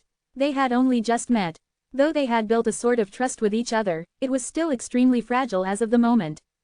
That was why Freya did not put it past Zen to double-cross her. However, his show of bravery made her realize just how serious he was with this alliance of theirs, considering that he was willing to risk his life to save her from those blood pillars. The shock was painted all over Freya's face. "You," she exclaimed. Zen merely smiled, spreading out his arms as he blocked the oncoming poison blood pillars. Hiss, hiss. The effect of the pillars were already very apparent in the way they reacted with the surrounding rock and quartz layers. The poison spat out by the 9-head snake seemed to be extremely corrosive, leaving nothing behind but creamy white foam and black smoke in its wake. This was the same with Zen's clothes, but the poison strangely had no effect on his body. Poison immunity, she wondered. This was the moment that she realized just how much she underestimated him. One truly could not judge a book by its cover. She also felt a bit ashamed about suspecting Zen of double-crossing her when it was the exact opposite of what he wanted to do. Boom. Though his poison-immune body was enough to deal with the blood pillars, there were still a few issues to be addressed. For one, the 9-head snake had now expanded the tunnel to 10 times larger. The beast's movements shook the ground violently as the chase continued. Fortunately, the two were able to pass through the tunnel and leave the bottom of the mine. They couldn't afford the luxury to catch their breath as they tried to escape their pursuer. The farther they went, the narrower the tunnel got. Even the 9-head snake had a bit of trouble with the stones it bumped into from time to time. It was during this time that Freya knew she had to keep calm and keep it together. She nimbly dodged the beast's attacks and occasionally used her snowfall domain to try and slow down its speed. At times when she wouldn't be able to dodge, Zen took on the pillars for her. It was with this constant running and teamwork that the two finally arrived in the middle of the mine. The moment they arrived, the beast suddenly halted and the smallest head revealed an extremely hesitant expression. "If you dare barge in again, I will kill you," the beast warned. These were its last words before it turned away and retreated. The nine-head snake's departure was a huge weight off their shoulders. Escaping with your life was probably the most adrenaline rush-inducing activity ever. However, they managed to harvest 39 life vitality jades. This exploration shall come to an end here. We'll split these in half once we return, Zen said indifferently. Freya nodded in understanding. Of course, she felt at ease knowing that their distribution would be fair. The two of them simultaneously flew to the top of the mine. Zen used this time to carefully size up a life vitality jade in his hand.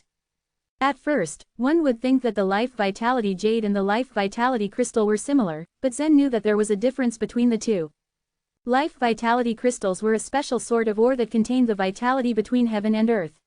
Supreme life vitality crystals were the same, but contained a lot more energy at a purer state.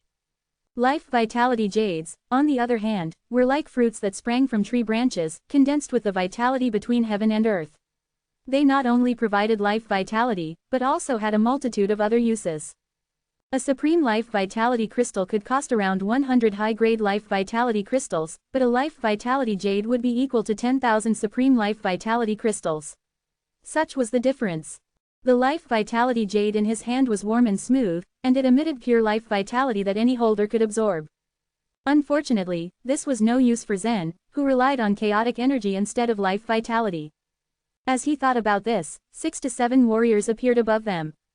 They were all at the Soul Sea realm. "Hold it right there," one of them called out. This one's a life and death realm guy," another one jeered. Chapter 991, Being Immortal.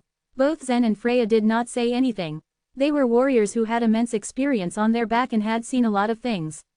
Therefore, they naturally understood that this group of people were not here with good intentions. Freya frowned and asked, "What's going on? What do you want?" The bald warrior in the lead carefully stared at Freya with a curious gaze that lingered on her chest and waist for a while. The corners of his mouth slightly rose up with a malicious angle, and his eyes revealed an obscene look. "What do we want? We want to ask you something. That's all." After that, he paused for a while and then pointed to the cave behind Freya. "Do you know how this cave was formed?" "No. How did it come into existence?" Freya asked with a sarcastic tone. "I dug it out, bit by bit, I made this cave," the bald warrior replied, patting his chest, as if proving a point. Zen's gaze was still indifferent as he played with the life vitality jade in his hand. He had not said a single word till now. Freya's face, on the other hand, was full of confusion as she asked, "Did you really dig the cave yourself?" "But so what? This entire mountain was already filled with countless mine holes. If they wanted to dig out some life vitality crystals, they would have to dig them out anyway. There was nothing in there to be proud of." The bald warrior faintly smiled. "Don't you understand what I mean? Well, you're stupid. Not to worry, I like that in a girl. You see, since I dug this cave myself, all of the life vitality crystals that you brought out of it naturally belong to me." "That's right. That's the principle. Ha ha, Ernest is right." Numerous Soul Sea realm warriors standing behind Ernest muttered, echoing his words. Freya had already figured out that this group of warriors were aggressive and they were there with malicious intentions. However, she had not expected that they would be so shameless. It was impossible for them to dig out such a monstrous cave. After all, those who had come here before them had already dug out countless mine holes, and there might be hundreds of thousands of holes in this enormous mountain range. Even if they really had dug such a cave, they shouldn't force Zen and her to hand over the life vitality crystals. Freya pulled a long face as she asked in a cold voice, "Why don't you just be straight? You are going to rob us, right?" The bald warrior bluntly responded, "Oh, look at that. You finally understand. Ha ha. How can you take these crystals away from everyone else under broad daylight? Won't the spiritual force sacred place meddle in this kind of robbery or punish you for doing this?" Freya was looking annoyed now. The 7 warriors in front of her were all at the Soul Sea realm. Although Freya was also at the Soul Sea realm, she was worried about Zen, who was only at the life and death realm. Although he had shown some incredible abilities just now, Freya still did not think highly of Zen's battle prowess. After all, the gap between the Soul Sea realm and the life and death realm was quite broad. What was more, Zen hadn't even opened up his own inner world yet, so he couldn't use his own domain. Thus he would be unable to fight against the Soul Sea realm warriors. The spiritual force sacred place. Ha, they don't care about warriors from the lower world like us. The bald warrior, whose name was Ernest, sneered in a sour tone, as long as we offer them enough life vitality crystals, they won't meddle in anything even if we kill someone or rob others. Hearing that, Zen slightly raised his eyebrows as he continued to play with the life vitality jade in his hand. In his heart, he had already expected that the spiritual force sacred place would really not interfere with this matter. Thus, he could do anything he wanted right now. He was trying to be sure, which was why he had been so calm till now. By that moment, Freya's teeth were already clenched. She was afraid that the life vitality jades and crystals they had obtained would have to be handed over this time. The life vitality jades were carried by Zen, and she also had several hundred supreme life vitality crystals with her. As she pondered over the matter, she finally hatched a plan. I have indeed dug up a few supreme life vitality crystals. I can give them to you. After she finished speaking, Freya flipped her hand and took out a fraction of the supreme life vitality crystals she had dug up. The bald warrior faintly glanced at her and chuckled. That's great, but did you really manage to dig out only this small amount of supreme life vitality crystals? No, I don't think so. This request was even more excessive. Freya was willing to hand over the supreme life vitality crystals that she had obtained, which meant she had already made a great concession. She hadn't expected that these warriors would be so greedy. However, she was truly helpless now. If she did make a move, then she would be at a clear and terrible disadvantage against these warriors. She gritted her teeth and responded, I can let you check my space ring, if you want. After she finished speaking, she stretched out her white and delicate hand. There was a light red ring on her middle finger. The bald warrior's eyes narrowed. He immediately stretched out his hand.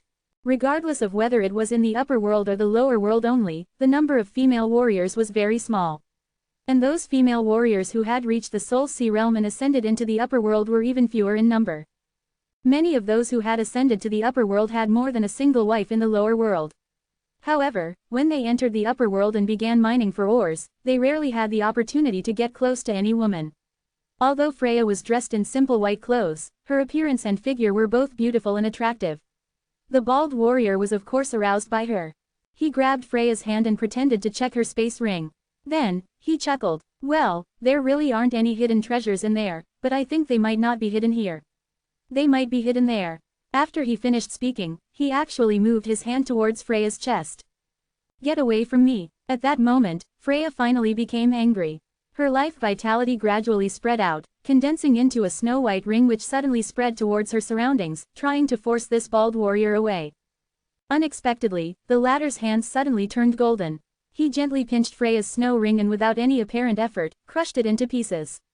With an obscene expression on his face, he chuckled and said, if you agree to accompany me and my fellows and make us happy, I won't take these supreme life vitality crystals away from you. You just said that the spiritual force sacred place doesn't care about warriors killing anyone and looting goods, right? Zen suddenly asked in a flat tone. Since the beginning, they had completely ignored Zen. They were indeed curious as to why a life and death realm warrior had appeared there and were also wondering whether he had relied on his life and death realm cultivation base to ascend to the upper world. But upon seeing Freya, they had all become busy staring at her, all of their eyes lighting up. Why would they pay attention to a life and death realm warrior? However, when Zen spoke at such a crucial moment, the bald warrior replied coldly, that's right. Don't worry, once I deal with this little girl, I won't let you off. You should stay here obediently. What is that thing in your hand? As the bald warrior spoke, 6 pairs of eyes suddenly fixated themselves on the little green thing in Zen's hand. A life vitality jade. Ernest, it's a life vitality jade. Ha ha, this time my luck is really good. This life vitality jade is worth 10,000 supreme life vitality crystals. Wonderful. These Soul Sea realm warriors were immediately overjoyed, as if the life vitality jade belonged to them. Zen nodded his head. Yes, it is indeed a life vitality jade. In fact, I have more than a few here. Zen, are you crazy? By this moment, Freya was already in despair. And she hadn't expected Zen to say such words. Zen was as calm as ever, and he even faintly smiled, taking out the other 38 life vitality jades from his space ring. Look, I have so many life vitality jades. When the 7 Soul Sea Realm warriors saw the life vitality jades in Zen's hand, they all got astonished and excited. They were rich now. So many. How come you have so many life vitality jades? They are actually equal to several 100,000 supreme life vitality crystals. Ernest, we are really very lucky this time. When these warriors robbed in the mines, they could only extort a few hundred supreme life vitality crystals every month, and they might get about a few thousand life vitality crystals at most if they were lucky enough. The problem was that their group had 7 members, and they had to gather 7 million supreme life vitality crystals so that they would be able to leave. That was no mean feat and would take time. Everyone here was at the Soul Sea Realm, and after some warriors had been robbed once, they became shrewd and alert. Thus it became more and more difficult for these 7 warriors to rob them. With so many life vitality jades suddenly appearing in front of them, how could they not be wild with joy? The bald warrior smacked his lips. Looking at Zen with joy on his face, he had some doubts he needed to clear. I don't know if you are really stupid or just too naive. Only a complete dunce would hand over so many life vitality jades so easily. Why did you show them to us? Even the most stupid man in the world would not do such a thing. The bald warrior called, Ernest, was quite curious about this. Zen stretched out his arm and replied, actually, before I entered the mines, I had already considered robbing. Compared to digging hard, robbery can help me get the life vitality crystals faster. However, after thinking about it, I kind of felt that it was not appropriate for me to do such a despicable thing. Also, I was not sure if the spiritual force sacred place would interfere in such a matter. So I decided okay, let's go legit. Zen slightly raised his head, slowly putting those life vitality jades back into his space ring. He gently opened his mouth, a faint killing intent appearing on his face. Although the killing intent was very light, it made those warriors unconsciously feel scared. But now, I have to thank you for answering my question. So, the spiritual force sacred place wouldn't interfere if I kill or rob anyone here. Chapter 992, A Palm. The 7 warriors who had reached the Soul Sea Realm were left wondering if they had heard wrongly. At the same time, they were also wondering just where the chill had come from. It wasn't so scary just now.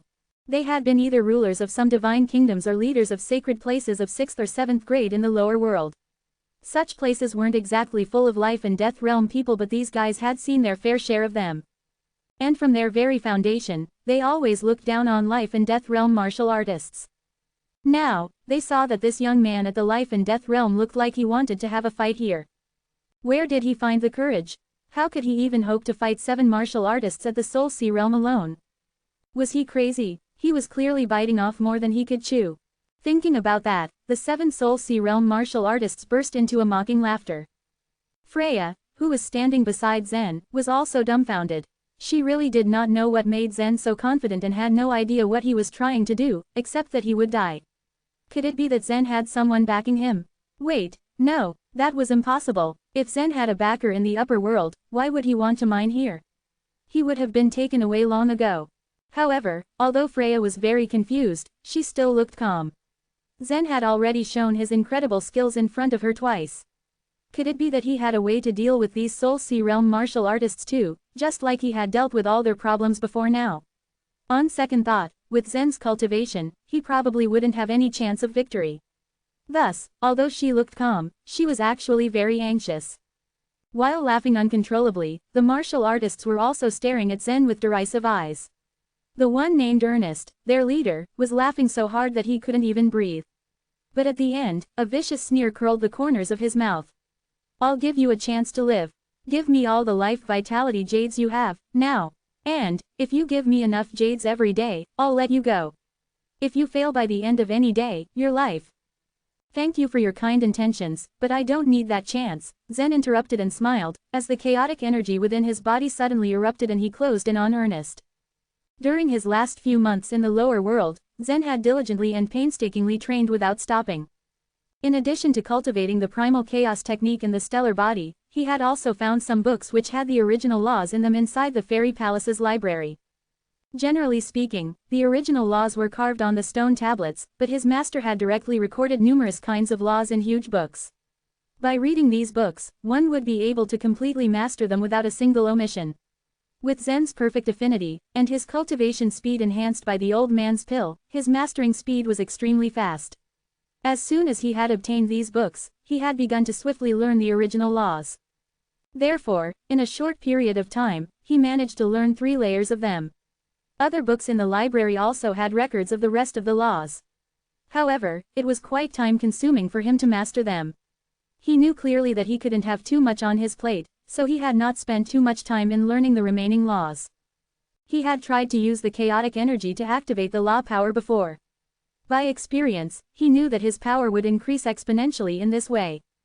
Once he broke through to the life and death realm, he would have the strength to fight against ordinary Soul Sea realm martial artists. During the training he had done before flowing into the upper world, he had replaced his life vitality with chaotic energy and raised his cultivation base to the 5th level of the life and death realm. It was no exaggeration to say that he had made a huge spurt of progress, so he wasn't afraid of those martial artists who had just reached the Soul Sea realm. As the chaotic energy in his body surged, he used the cloud-chasing skill that he had learned from Brianna. Utilizing that, he moved towards Ernest at an unbelievable speed. Ernest was stunned. At that moment, he suddenly remembered that he had once suffered due to underestimating his opponent.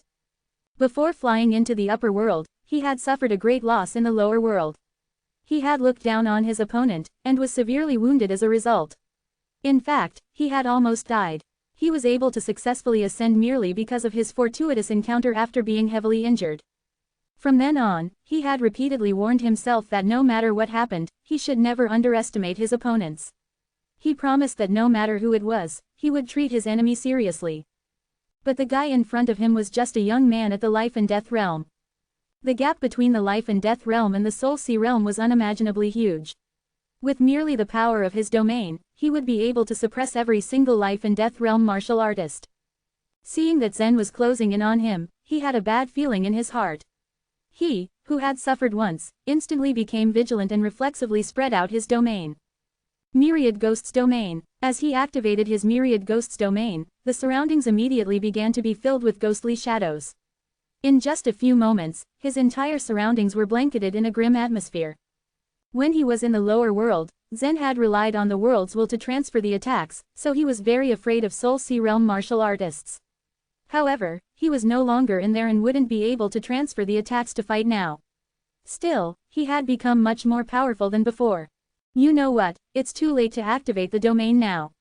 Zen shook his head. If Ernest had used the power of his domain from the very beginning of this fight, it would have taken a lot of effort for Zen to break it. But even then, he was sure that he would have defeated his opponent.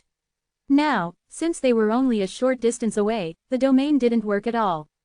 Before the ghostly shadows could form perfectly, Zen's palm had already struck Ernest's chest. In this move, he had used the strength of 4,000 dragon scales. Moreover, the forceful energy in his arm had also erupted, and a rich amount of the power of the wind law had also been brought up. Therefore, everyone saw Zen's hand move at a speed that exceeded the limits of what could be seen with the naked eyes. They merely saw a flash of blue light, and then a muffled sound came. Puff! Ernest's tall body fell from the top of the mine. Like a falling meteor, he directly smashed into a cave. At that very moment, the momentum was so high that the cave collapsed, followed by a loud rumbling sound. Rumble. From the depths of the mine, the sound continuously emerged. Everyone knew that Ernest had been buried and smashed thousands of feet into the mine. Only after a long while did the rumbling sound fade away. The remaining 6 Soul Sea realm martial artists were still looking down where their leader had fallen in shock. Their eyes were filled with astonishment, and they kept swallowing, trying to fight their fear. With a single slap from Zen, their leader had fallen into the depths of the mine. Without doubt, he must have died down there. They had chosen Ernest as their leader because his strength was the strongest amongst the 7 of them. That was the only reason why they had agreed to band together and compete for the life vitality crystals of other martial artists. In this mining field, they weren't the only people who had done that. In fact, a considerable number of martial artists were too lazy to dig for themselves, so they collected life vitality crystals by robbery. This group of 7 people was relatively small in number. Some of them had even combined their strength to form a group of dozens of members. They even monopolized a mine in this vein. All the martial artists who entered their mine would have to pay a certain amount of life vitality crystals. When these 7 people had first seen that Zen was only at the life and death realm, they were confused. How could a life and death realm martial artist come here? They couldn't figure out why. However, they didn't ponder over it too seriously. They weren't going to pay much attention to a mere life and death realm martial artist. They did not even take Freya seriously, let alone Zen. Now they finally understood that Zen's cultivation and strength could not be underestimated.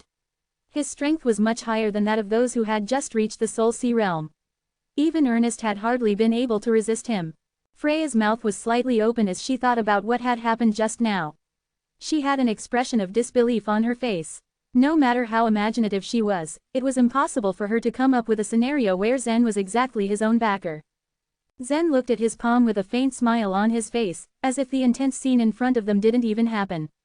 Then he asked, I wonder if the spiritual force sacred place really does not care about us killing people for their goods. If so, that's great. At his words, the faces of all the martial artists changed drastically and turned a deathly shade of pale and white. We have to leave, now. As Soul Sea Realm martial artists, they made their decisions very quickly. They knew that Zen was trying to threaten them, but if they didn't act tactfully, he would kill them without the slightest bit of hesitation. Therefore, no one dared to answer his question. Whoosh! In an instant, all of the martial artists had fled. Chapter 993, Where are you Yan Luo? Some bystanders couldn't help but sigh when they saw the two newcomers surrounded by Ernest and his men. It was an unlucky day for them since not only would they lose all their life vitality crystals, the woman was also surely going to be humiliated by this group of bullies. They earnestly watched the scene from a distance. Most of them had also experienced being blackmailed by Ernest before and had no desire to undergo such an experience ever again. They could only sympathize and hope these newcomers wouldn't be hurt too much. To their utmost surprise, instead of being bullied, the life and death realm kid suddenly punched Ernest and sent him flying through the air. They all couldn't help but flinch when they heard an ominous crack once his body fell into the cave. This show of monstrous strength immediately changed the bystanders' perception of Zen. No longer could they see him as a random life and death realm kid. He was a devil that must be feared. Realizing that a bigger fish had arrived, they all quickly scattered and flew far away from that place. Zen couldn't help but shake his head at the other's reaction. He turned to Freya and gave her a smile. Let's go back and hand over these life vitality jades, he said, before quickly flying away towards the gathering place. Freya quickly followed behind him. Their journey was quiet but her gaze spoke volumes at how much she regarded Zen with a new light. She had first thought of herself as stronger owing to her higher cultivation along with the fact that her uncle was also the lord of a big city in the spiritual force sacred place. Freya was not lacking in both physical and social power. She had initially planned to do Zen a favor by recommending him to her uncle to help the young life and death realm warrior reach his full potential under his tutelage. However, seeing just what Zen was capable of, Freya now thought it stupid to think that he needed her or anyone's help. It was, in fact, the opposite. She was the one who needed his help. This was a big blow to her pride but she couldn't help but also feel extremely grateful since he did get her out of the earlier altercation. The two of them shortly arrived in the gathering place. Warriors were continually milling about the place. There were those that arrived to hand over their life vitality crystals. Others would rest for a bit while most went straight back to mining in order to gather 1 million supreme life vitality crystals so they could leave this place as soon as possible. Zen took out the life vitality jades and all the warriors present couldn't help but feel extremely envious at his haul. It was unfortunate for these jealous warriors because numerous spiritual force sacred place warriors guarded the gathering place, making robbery an impossibility. Aren't you that warrior who just registered here not long ago? The armored man in charge of collecting the life vitality crystals remarked, looking Zen up and down as he tried to size up the youth. It wasn't because life vitality jades were rare. There were plenty of warriors out there willing to risk their lives by entering the bottom of the mineral vein to dig for these things. However, Zen was a newly registered warrior but he already had so many life vitality jades with him which was a valid cause for surprise. And what of it? Zen asked indifferently. Is there a problem? The armored man chuckled. Of course not, he said. It's actually great that you managed to obtain so many. The sooner you finish the task, the earlier you can leave. And that's a good thing for you. The life vitality jades were equally divided and registered under both his and Freya's names.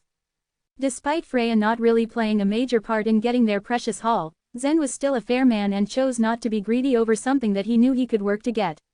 He did not hope that Freya would bring any benefit to himself, nor was he attracted by her beautiful appearance. He was someone who believed that as long as someone had the strength, then nice things would come sooner or later. After handing the life vitality jades over, Zen did not go back to mining right away. Although he was unable to leave the mineral vein, he was still relatively free to walk around the place, and he had something more important to do right now. A vast open field laid just outside the gathering place wherein a lot of warriors sat in meditation. Both Zen and Freya agreed to meet in the gathering place at noon tomorrow to explore the mineral vein together again. Freya had wanted to follow Zen but felt that he wanted to do his errands alone. She found a corner for herself instead and started cultivating. Zen hung out in the field for a while before going back to the mineral vein. He soon found a small cave and entered. Once he was deep enough, he decided to smash the walls to form a small hollow big enough for him.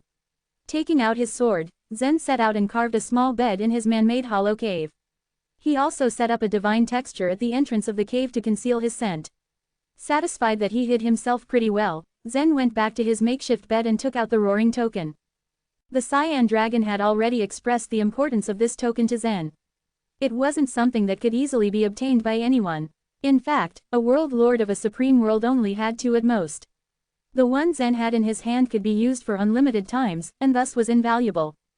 Zen knew he had to be extremely careful in using this invaluable trinket.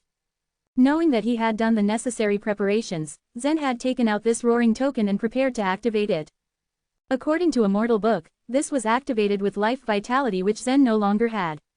However, he had chaotic energy which was way stronger. It was this chaotic energy that he poured into the roaring token which soon began to emit a faint, golden light. Zen's eyes flashed once he saw it glow. "It's done," he said. He then held out his hands and readied his voice, "Yan Luo.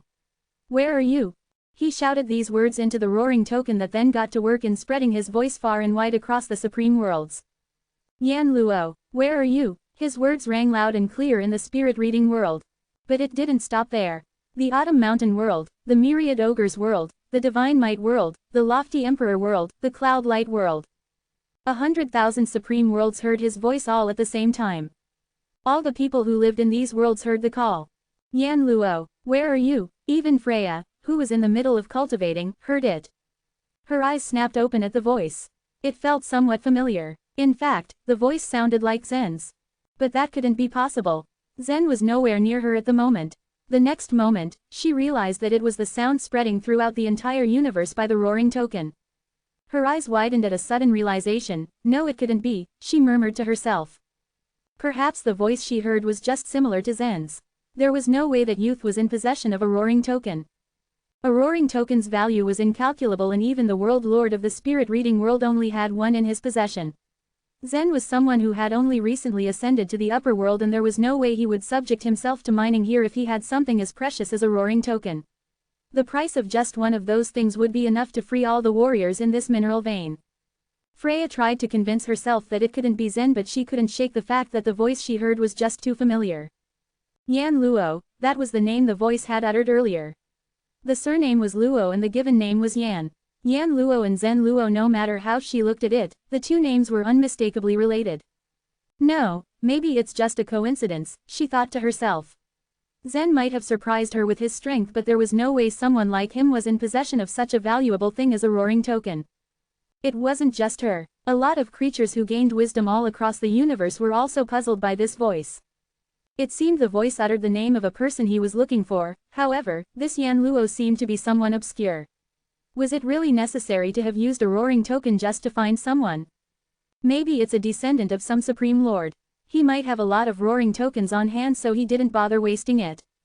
This is really burning money. My goodness, a roaring token. Isn't it too wasteful to use it like this? Well, this wouldn't be the first time. The eldest son of Supreme Lord David once used 100 roaring tokens to express his love for Supreme Lord Daryl's daughter back in the day. Rich people can be really wasteful sometimes. Back in the small cave, Zen continued to wait. According to Lavender, the young man that had taken Yan was even stronger than a Supreme Lord so Zen assumed that he should have a roaring token. And the young man had promised Zen that Yan would be safe with him. If Yan heard him then she would also definitely reply. However, Zen waited for a long while but did not get any response. His gaze gradually darkened.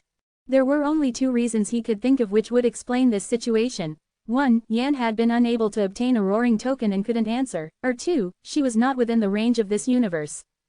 The first reason would entail that Yan's situation wasn't as good as Zen had initially thought. She could be imprisoned or worse. Maybe the young man was mean and refused to give her a roaring token to reply to her brother. Chapter 994, The Return of Yolanda's Clones.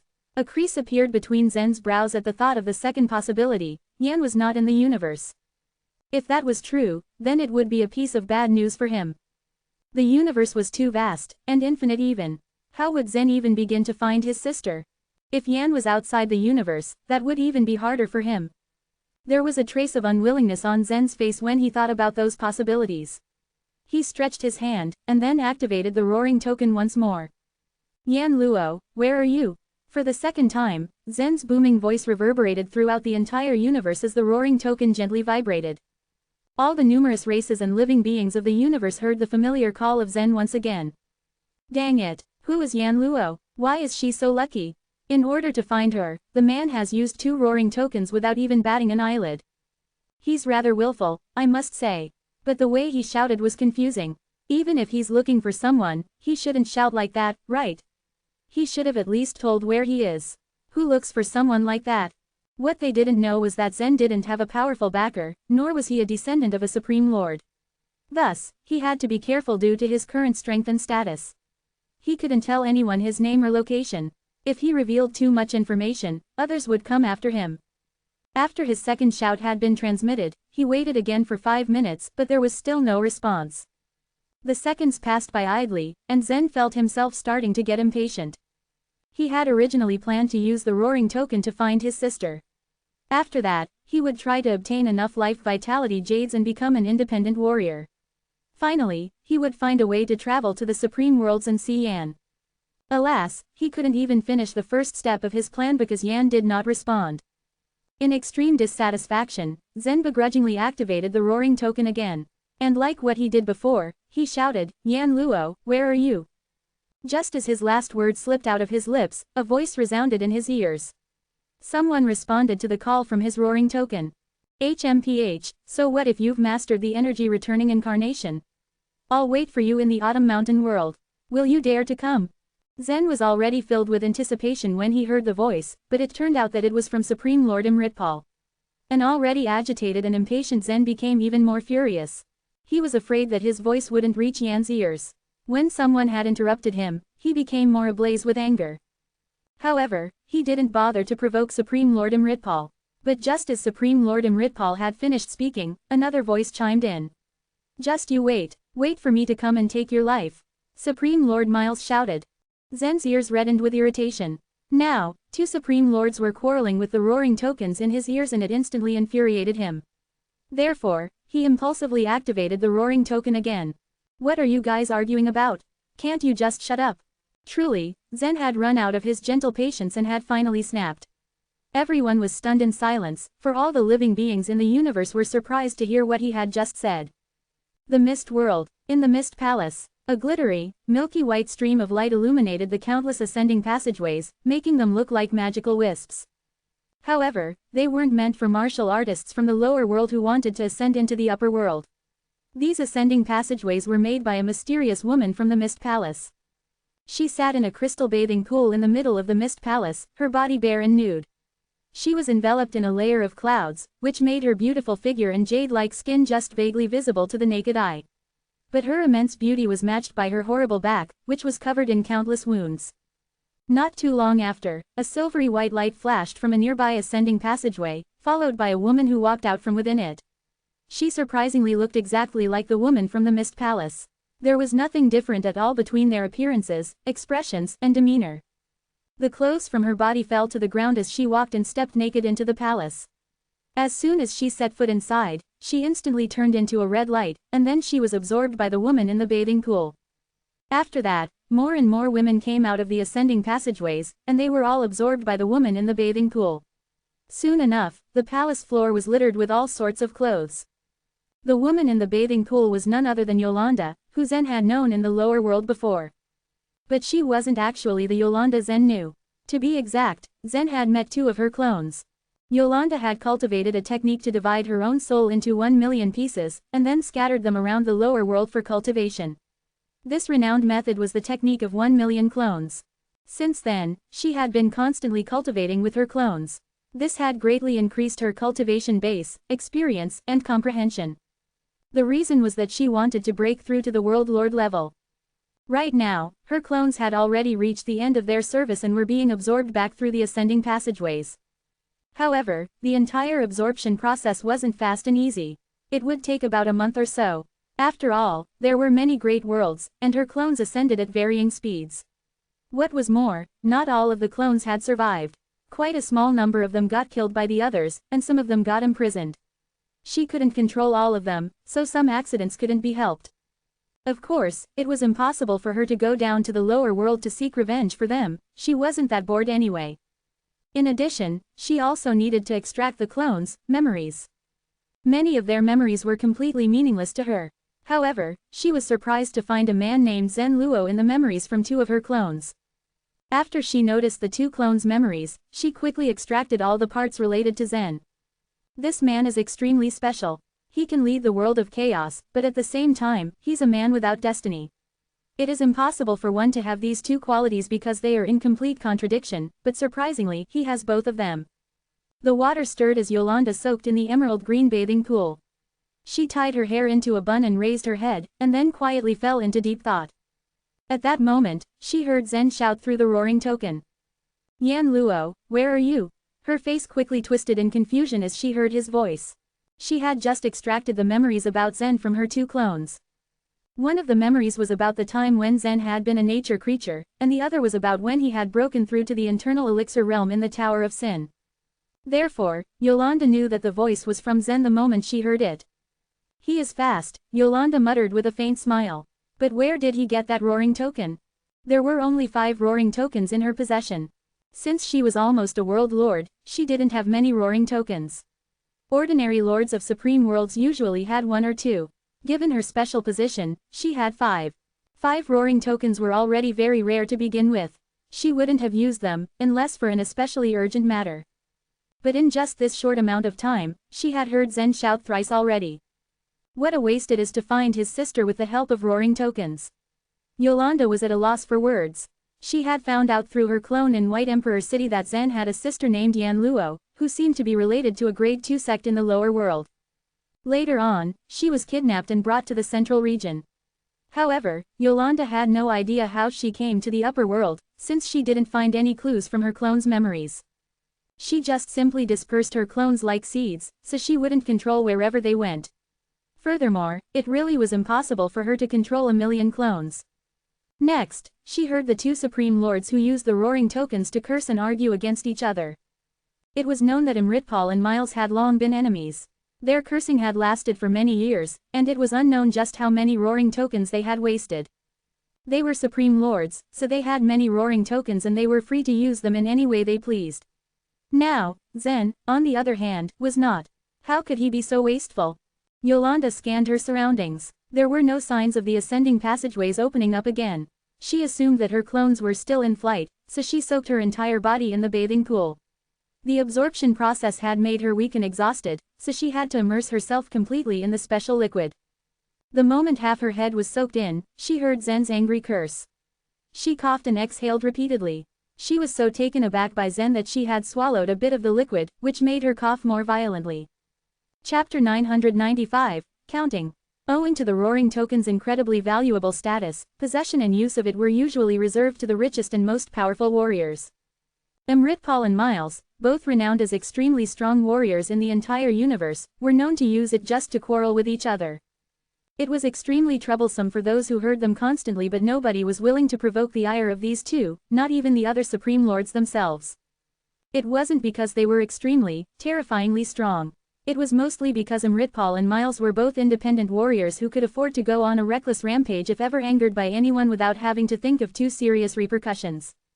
So even if the way they used their roaring tokens disgruntled a lot of people, these people could only swallow their complaints and bear with it. They comforted themselves by simply cursing these 2 people in private. Zen, on the other hand, wasn't really keen on subtlety. He actually blamed these 2 supreme lords with his own roaring token. It was stupid but also incredibly impressive. Yolanda coughed to clear the liquid she had choked on moments before, dumbfounded by Zen's boldness. What an interesting boy, she thought to herself. I really wonder where he is now after ascending from the lower world. She couldn't help but agree with her clone in the Tower of Sin. Anyone without a destined fate was significant for the era, and it wasn't right for others to forcefully change their fate. He doesn't have a destined fate, but if he happens to ascend to my world, then it must be destiny pulling strings to let us meet again, she murmured before walking out of the pool. Just as she left the fog, a faint green light enveloped her body, fitting her with an elegant green dress. At that moment, 5 to 6 transmission passageways flickered in front of her, containing each one of her clones. All the clones took off their clothes and were preparing to fuse into her main body. However, Yolanda held up her hand. "Wait here for me. I need to go and deal with something first." The clones obediently froze, like puppets waiting for their puppeteer to pull their strings and allow them to move. The something that Yolanda had to deal with was finding out the names of those who had recently ascended from the lower world. She issued an order asking for a comprehensive list of these people, and she was determined to go through this list meticulously. Her subordinate was baffled at this strange request of hers, not really sure why she'd want such information. However, Yolanda was boss and there was no way he was going to neglect her order, so he quickly set out to accomplish this strange request. Countless of ascending passageways abounded in the thousands of supreme worlds under her control. A compiled list of all those who ascended was not going to be an easy task. Meanwhile, back to Zen's declaration of fury towards the two supreme lords. The warriors, world lords, and supreme lords who heard it felt the same as Yolanda. All of them had been completely taken aback by this bold move. Who was this guy? They all wondered. How could he have the courage to be so rude to the supreme lords? Zen's initial attempt to contact Yan by yelling out her name had already got him some attention. However, this sudden declaration of hostility from him raised this attention to new heights. Trillions of creatures now wondered about who and where he was. The two supreme lords he had chided grew silent, but Miles's angry voice soon resounded across the entire universe. "You insolent brat, do you know who I am?" he screamed. Miles was someone who could never tolerate being scolded due to his violent temper. Hearing his angry voice, everyone thought this would be enough to silence the young man who had infuriated two supreme lords. Zen's courage was admirable, but angering the powerful was never a smart move. Still, the listeners couldn't help but feel elated. The entire universe had put up with the two farts, intermittent quarrels over the years, and hearing an unknown junior scold these two mighty lords was like a breath of fresh air. However, the roaring token was a rare and incredibly valuable item. This unknown junior might have stumbled upon several tokens purely by luck, but once he used them up, they figured that he wouldn't be able to respond to the supreme lords afterwards. But then, everyone's assumptions were always wrong when it came to Zen. "Of course I know who you are. You're Supreme Lord Miles, right?" Zen answered through his roaring token. Miles scoffed. "You actually dare scold a Supreme Lord? Are you courting death, boy?" The Lord spat angrily. Zen chuckled. "Of course I don't want to die, but what can you do to me anyway?" Miles might be a Supreme Lord, but there were countless races and countless creatures in the entire universe. Searching the 100,000 supreme worlds for just one voice was more difficult than looking for a needle in a haystack. Miles had no idea who Zen was, and he had no clue where to find him. Zen was well aware of this, which was the reason why he scolded them so boldly. No matter how mad they got, they wouldn't be able to do anything to him. Truth be told, it wasn't just him, many people had already done this in the past. When there were still many roaring tapers in the universe and the roaring token wasn't that rare, the universe was filled with constant, endless noise. If a group of world lords were dissatisfied with a supreme lord, they would hand over around 1,000 roaring tokens to a subordinate who would then scold this supreme lord all day long. This was once common, and the noises that filled the ears of trillions of creatures were almost enough to drive them mad. But then the population of the roaring tapers dwindled and people couldn't recklessly use their roaring tokens anymore. Even a supreme lord had to think twice before using the few he had in his possession. Immortal, who had only been hostile with Miles before, now joined the conversation since he also got scolded. "It's true that we can't do anything to you, but I wonder just how many roaring tokens you can afford to argue with us." Inside the cave, a cocky grin appeared on Zen's face. He originally had no intention of provoking the two supreme lords and only scolded them to vent out his frustrations over failing to contact Yan. But they were the ones that asked for it. "Do you really want to know how many roaring tokens I have? Can you count them for me?" His words rendered entire populations speechless. Those two sentences could have been merged in one, but Zen chose to purposely divide them in two. Even a supreme lord couldn't afford to be so wasteful. However, it didn't end there. Zen suddenly began to count. 1, 2, 3, 4, 5. He paused every time he counted, obviously using a roaring token for each number. This display of extravagance got all the living creatures talking. "Oh my goodness, how many roaring tokens does this guy actually have? He's already gotten to 10. That's enough to purchase an ordinary 10th grade sacred place. Just who is he? Maybe he's a rich Supreme Lord's descendant. I've never seen such a spendthrift. Similar remarks were made by various creatures all over the universe. But Zen continued counting. 20, 21, 100. Both Miles and Immortal were rendered speechless. Sure, the two of them had more roaring tokens than most people, but it could never compare to the amount Zen had. Miles had a lot since he raised several hundred roaring tapers. However, his current supply only amounted to a little over 100, and the next batch of tokens wasn't due to be produced anytime soon. Immortal had less, with only 80 roaring tokens.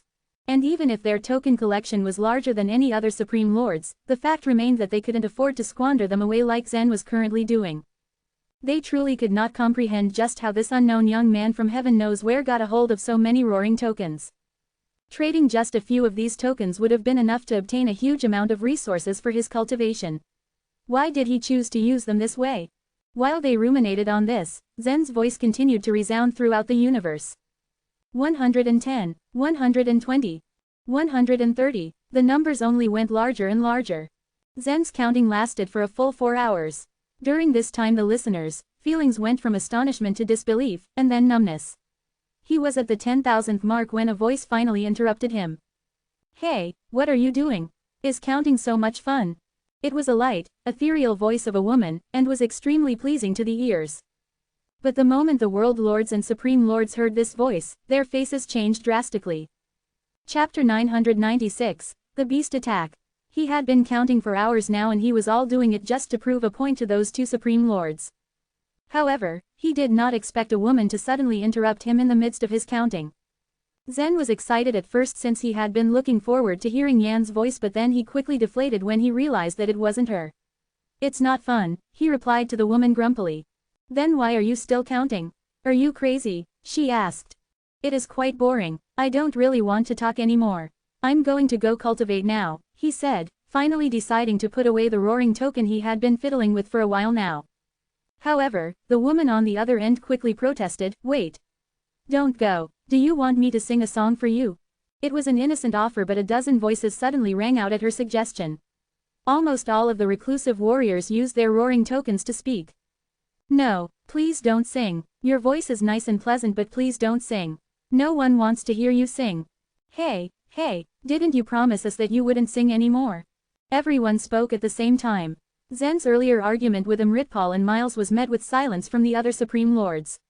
Nobody deemed the spat important enough to arbitrate and use their roaring tokens for. However, this simple offer of a song was met by such loud refusal by all the Supreme Lords.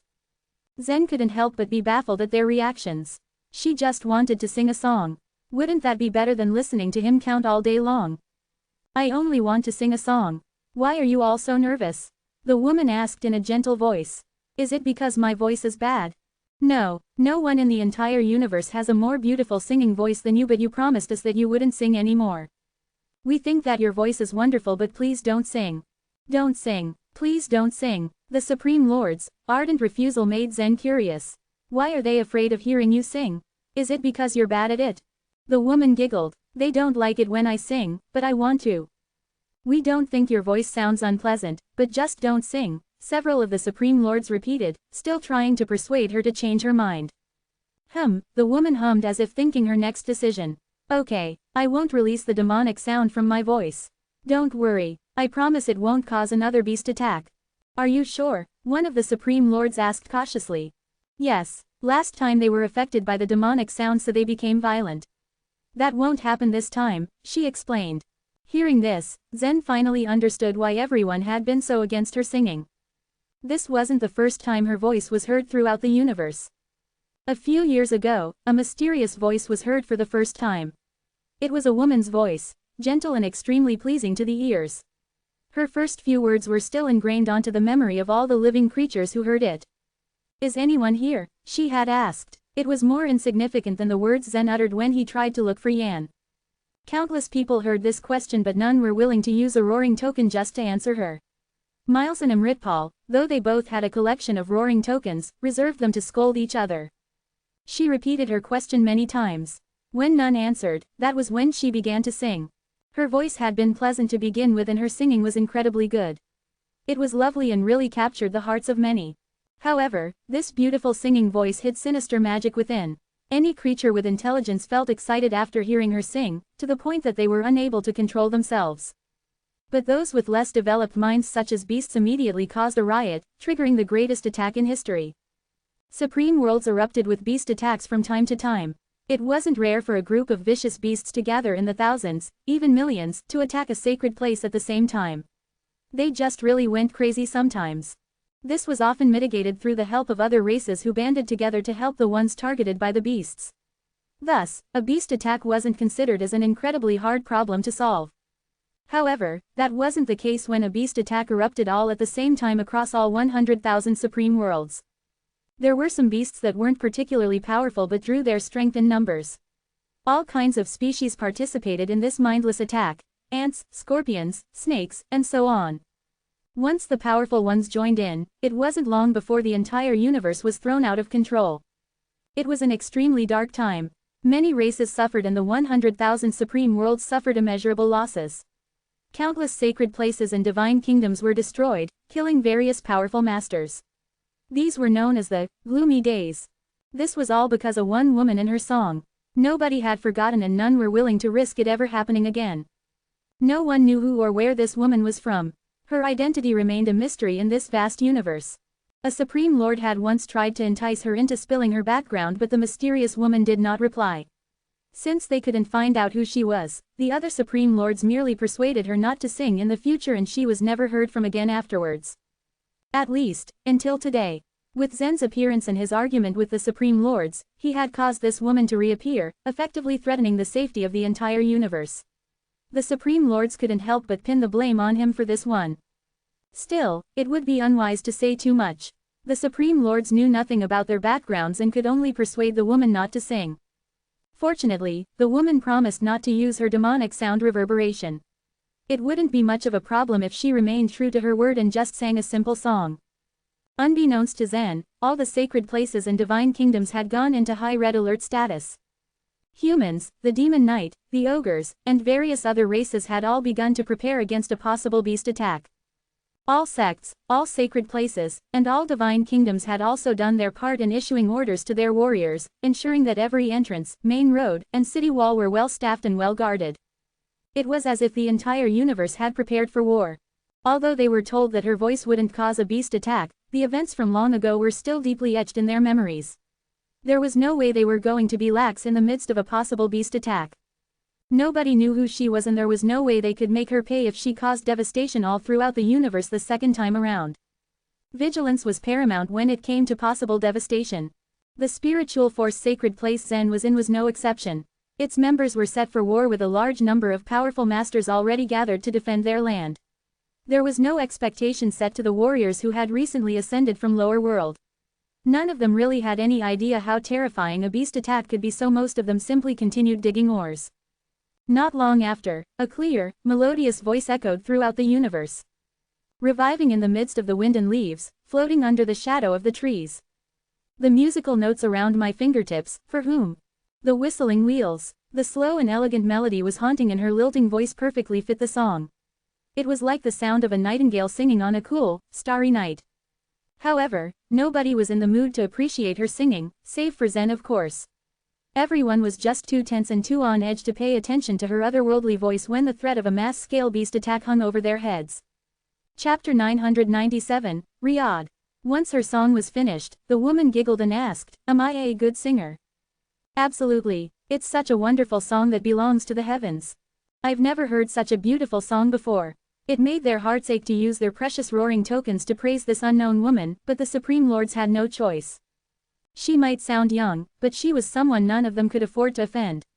Her displeasure might spell doom for the entire universe, after all. The woman snorted, "I'm not asking you guys. I'm asking him." It was clearly obvious who she was referring to. Noticing that the young man who had counted for so long earlier had gotten silent, the Supreme Lords scrambled to get him speaking once again. "Say something, boy." Zen smiled to himself in his cave. He activated the roaring token in his hand and praised, "You're a good singer." "Really?" she exclaimed. "Then can I sing to you every day?" Her voice was incredibly lovely, but all the Supreme Lords would die of stress if she sang every day. How could they ever enjoy such good singing if the threat of a horrifying beast attack hung on her every note? Unfortunately, it was not their place to deny her of her wishes. They couldn't afford to offend her, though they wished Zen would reject this offer of hers. Okay, Zen replied. Great, by the way, I don't know your name.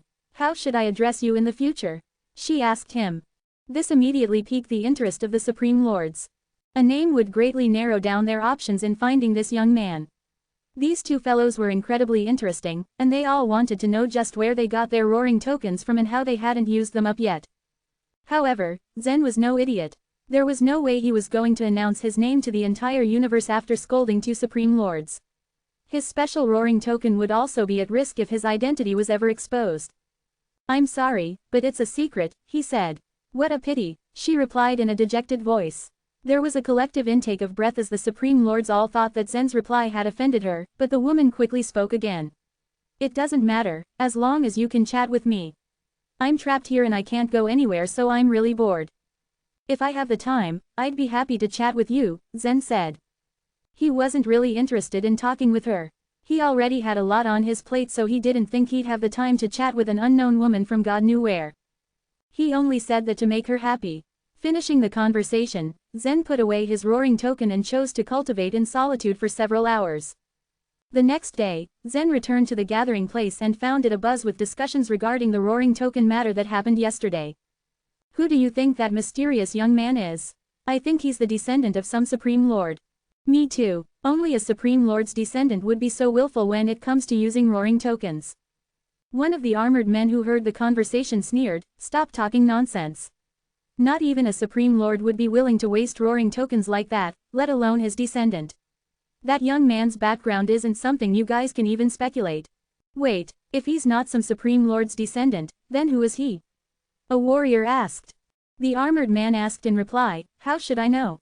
But I'm pretty sure he's not the descendant of some Supreme Lord. There are too many people in this universe. Nobody can ever really know who he is." He was wrong though. There were people who knew this mysterious man's identity since they recognized Zen's voice. Yolanda and the warriors from the Celestial Position race were those who knew of his identity.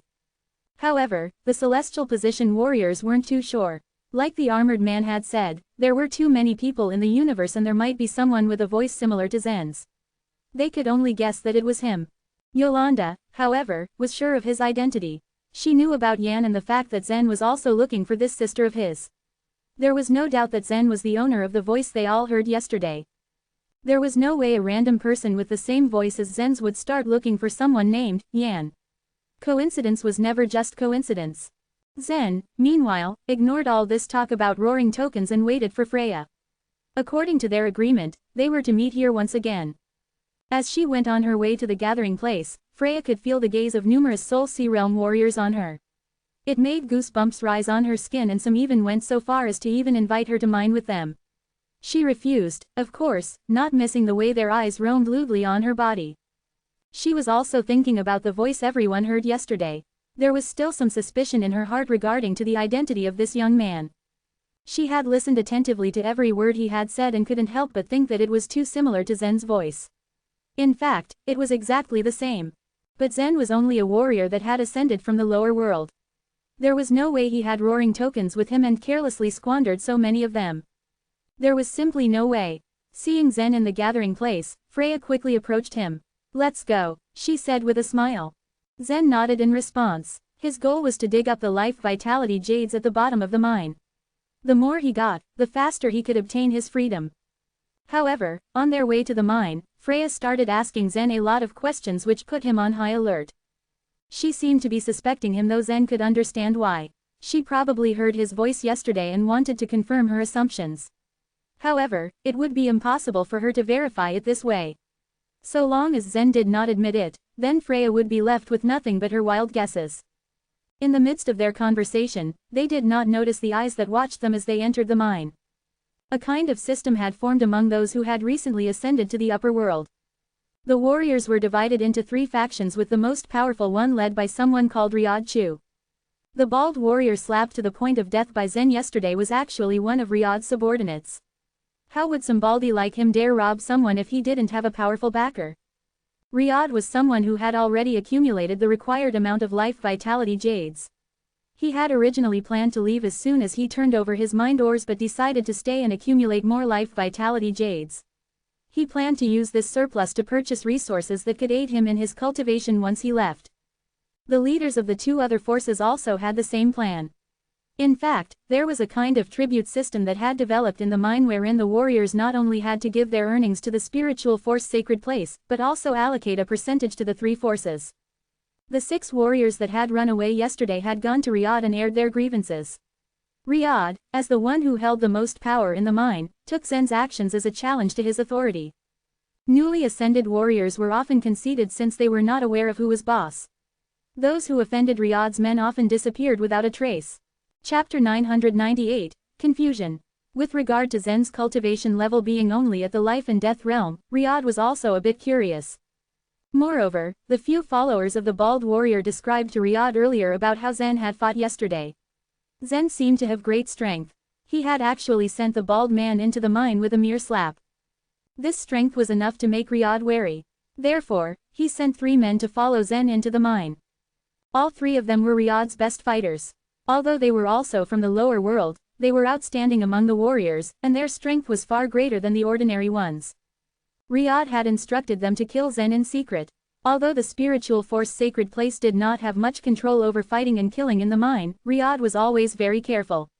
If he killed too many warriors, the number of life vitality crystals he would have to hand in would decrease. If someone superior was angered, then the armored men who manage the mine would blame Riyadh for this. Thus, under normal circumstances, Riyadh didn't kill people. As long as the warriors obediently handed over their life vitality crystals, he didn't make things difficult for them. However, when it was time to act, Riyadh did not hesitate in the slightest. Zen dared to kill his man, so he must pay with his life. Otherwise, how would Riyadh become the leader of the strongest force? How could he get a foothold before so many of his subordinates? Freya was still immersed in her doubts and speculations. She carefully thought about it and realized that Zen had purposely avoided her the day before. In any case, she was completely unaware of his whereabouts during that period of time. He indeed had plenty of time to do other things. Just as Freya was making wild guesses, she heard someone talk to her in her mind. Some people are following us, Zen said. Even though the 3 people behind them had intentionally concealed their auras, how could they escape Zen's senses? As soon as he had left the gathering place, Zen locked onto the movements of the 3 people. However, he had not been sure of their intentions earlier. After all, it was possible that the 3 of them were just going to mine. However, after Zen changed directions several times, he realized that they were still following him. Really, at Zen's words, Freya also noticed the 3 people following them. In fact, the 3 warriors didn't try to hide themselves. Riyadh had asked them to make Zen disappear in the mine. In their eyes, a life and death realm warrior and a soul sea realm warrior were no match for them. They didn't need to hide themselves at all. What should we do? Freya was quite anxious. At the moment, she could only ask for Zen's opinion. Let's talk after we enter the mine, Zen said indifferently. The 2 of them sped up as they headed toward the mine. The 3 people behind them also moved faster. Zen randomly picked a cave and entered it along with Freya. The 3 people behind them snickered. One of them said, "No doubt this brat sensed our intentions. He still dares to enter the mine. It seems he is very confident of himself." "It's a good thing he is confident. But overconfidence often leads to one's death," another responded. "Leave the woman to me. There are few women here. It isn't easy to find one so beautiful. Don't kill her," the last person said with an evil grin. After this, the 3 of them shot into the cave at full speed. Just as the 3 of them entered, they found Zen standing alone, not so far from them. He held a long sword in his hand and said with a smile, "Hello." The look on the faces of the 3 didn't change. The leader looked at Zen and said coldly, "You know we want to kill you, but you're not running or hiding. You are bold enough. You might be bold, but you don't have enough strength. In the end, you would die here without anyone knowing," another person added. "Did you come to kill me because of the bald warrior from yesterday?" Zen asked indifferently. "I'm not sure. Riyadh told us to kill you, so naturally you have to die," one of them replied. "Riyadh?" Zen's eyebrows rose slightly. "I've never provoked someone called Riyadh." "You might have never provoked Riyadh, but that's not important. What's important is that you have to die." The 3 of them were very decisive in their actions and didn't waste any more time talking to Zen. As they finished speaking, they attacked him from all directions. At the same time, a gust of cold air swept over them. It was Freya's snowfall domain which spread out and enveloped the three of them. A proud smile materialized on Zen's face. As he waved the sword in his hand elegantly, a strange arc flashed in the air. He sighed to himself. There was no real difference between the upper world and the lower world. This was also a world where the strong preyed on the weak. There was no reason or rhyme to it. Suddenly, a feeling of dullness arose in his heart. If the upper world was the same as the lower world, why did he try so hard to ascend to it initially? Although Zen's mind was muddled, the sword radiance in his hand was sharp as ever. At the side of the gathering place, some warriors had used stones to build simple houses. A mighty warrior at the Soul Sea realm had the power to move mountains and overturn seas. It was easy for them to cut some stones and construct houses. This was where Riyadh lived. In truth, he had originally planned to build a palace. Back in the lower world, he had been a peerless and formidable ruler. His divine kingdom had almost completely ruled over the great world that he resided in. He was used to a life of resources and women. After he had arrived in the upper world, he found that they were few and far between. However, the palace was not completed yet. The armored men of the spiritual force sacred place did not approve of it, saying that if someone from the upper echelons were to see it, it would bring about huge problems. After all, this was a place for the warriors to mine. They were not here to enjoy life. Thus, Riyadh had given up. He also knew that his own strength was nothing to speak of in the upper world, but it didn't matter. He had accumulated tens of thousands of life vitality jades, and that was already a massive amount of wealth. He used a portion of them to bribe the armored guards and kept the rest of them. These life vitality jades were enough to let him cultivate. Riyadh looked forward to a better life in the upper world. Unfortunately, he still needed to endure this current state. He knew he would have a good future, so he was patient right now. He would be able to leave this place if he endured for just a while longer. Even though he lived in a simple house, he still had access to pleasure. The three women in front of him tried to roll their hips enticingly in an attempt to seduce him. Females were rare to find here. Only a few warriors were able to enjoy these women. Riyadh, of course, was one of them. The three women had been top warriors in the lower world. Perhaps they were holy maidens, or perhaps they had been empresses of divine kingdoms. It was a pity that after ascending, they had to cling to and depend on these men to make their living. While the three women were performing an alluring dance, Riyadh's complexion whitened. He crushed the metal wine cup in his hand into a ball. The slave seals disappeared. His expression turned grim. The slave seals he had planted on his own subordinates had completely vanished in an instant. It pointed to only one possibility: all three of them had been killed. They were Riyadh's most capable men, and he was well aware of their strength. Moreover, the slave seals disappeared at almost the same time, which meant that someone had used a technique to kill the three of them in the blink of an eye. Did the young life and death realm warrior and the woman at the Soul Sea realm do this? This was impossible. Almost subconsciously, Riyadh dismissed the idea in his mind. It was most probable that the three of them were lured to the bottom of the mine by Zen, where they encountered powerful vicious beasts. However, his men were very careful. They would not allow Zen to enter the depths of the mine. Riyadh, what's the matter with you? You don't look too good. A woman shook her slender waist and sat on his lap. Riyadh snorted coldly. Nothing. Something interesting happened. Chapter 999, The Mental Predicament. After he had killed the three warriors, Zen got lost in some deep thought. Something was itching in the back of his mind. Even Freya, who was standing beside him, could feel that something was wrong with him. It seemed that Zen was not in a good mood, and after Freya continued to try talking to him for a while, Zen began to ignore her. The truth was that the problem that Zen was thinking about wasn't really a problem in the eyes of other warriors. That was because even though they could work hard to achieve numerous kinds of things, they often lacked an ultimate and definite goal. In the early days, Zen had indeed been guided by Yan. Perhaps this was a kind of arrangement by his fate. And even now, Yan was still the main impetus to make him move forward. However, searching for Yan was something that Zen only had to accomplish, and not his ultimate goal. No, his ultimate and definite goal was something that came from the most resolute determination in his mind. His obsession was indeed to pursue mastery in the martial arts. He wanted to see what level of strength he could achieve as he continued his cultivation. Would he be able to control this world, or would he be able to go on and create his own world? After he had flown into the upper world, it had come to his discovery that the rules here were similar to those in the lower world. A feeling of disgust arose in his heart as he thought about that, and this sort of disgust would accumulate into confusion soon. If he still had to see the same scenery and go through the same experiences even after he reached higher cultivation levels and ascended to the upper world, then he simply could not be interested in anything. What even Zen himself didn't know was that he had fallen into a mental predicament now. He was at a loss for what to do. This so-called mental predicament was a shackle of the warrior spirit. When Eddie had taken Yan away, Zen had gotten trapped into a similar type of mental predicament too, but one that was caused by his opponent. If he wanted to break out of such a dilemma, all he had to do was to defeat Eddie and get Yan back. After that, his warrior spirit would recover and be unimpeded. But this time, the problem had originated from within Zen himself. The man, for the first time in his life, had doubts about the goal that he had been pursuing this whole time. In fact, he was even feeling tired about something. Such a kind of dilemma and confusion was far more serious and troublesome than the one caused by Eddie's actions. It could even break Zen if he let it. The way out last time was to set his mind towards his opponent and win over the latter. This time, what could he do? This time, his opponent was himself. And as was often said, the most powerful opponent of a man was his own self. It wouldn't be easy for Zen to defeat himself and escape this time. He had to have a plan. While he was searching for life vitality crystals in the mines, he hadn't chosen to enter the bottom layer, since he didn't have much of an interest in that.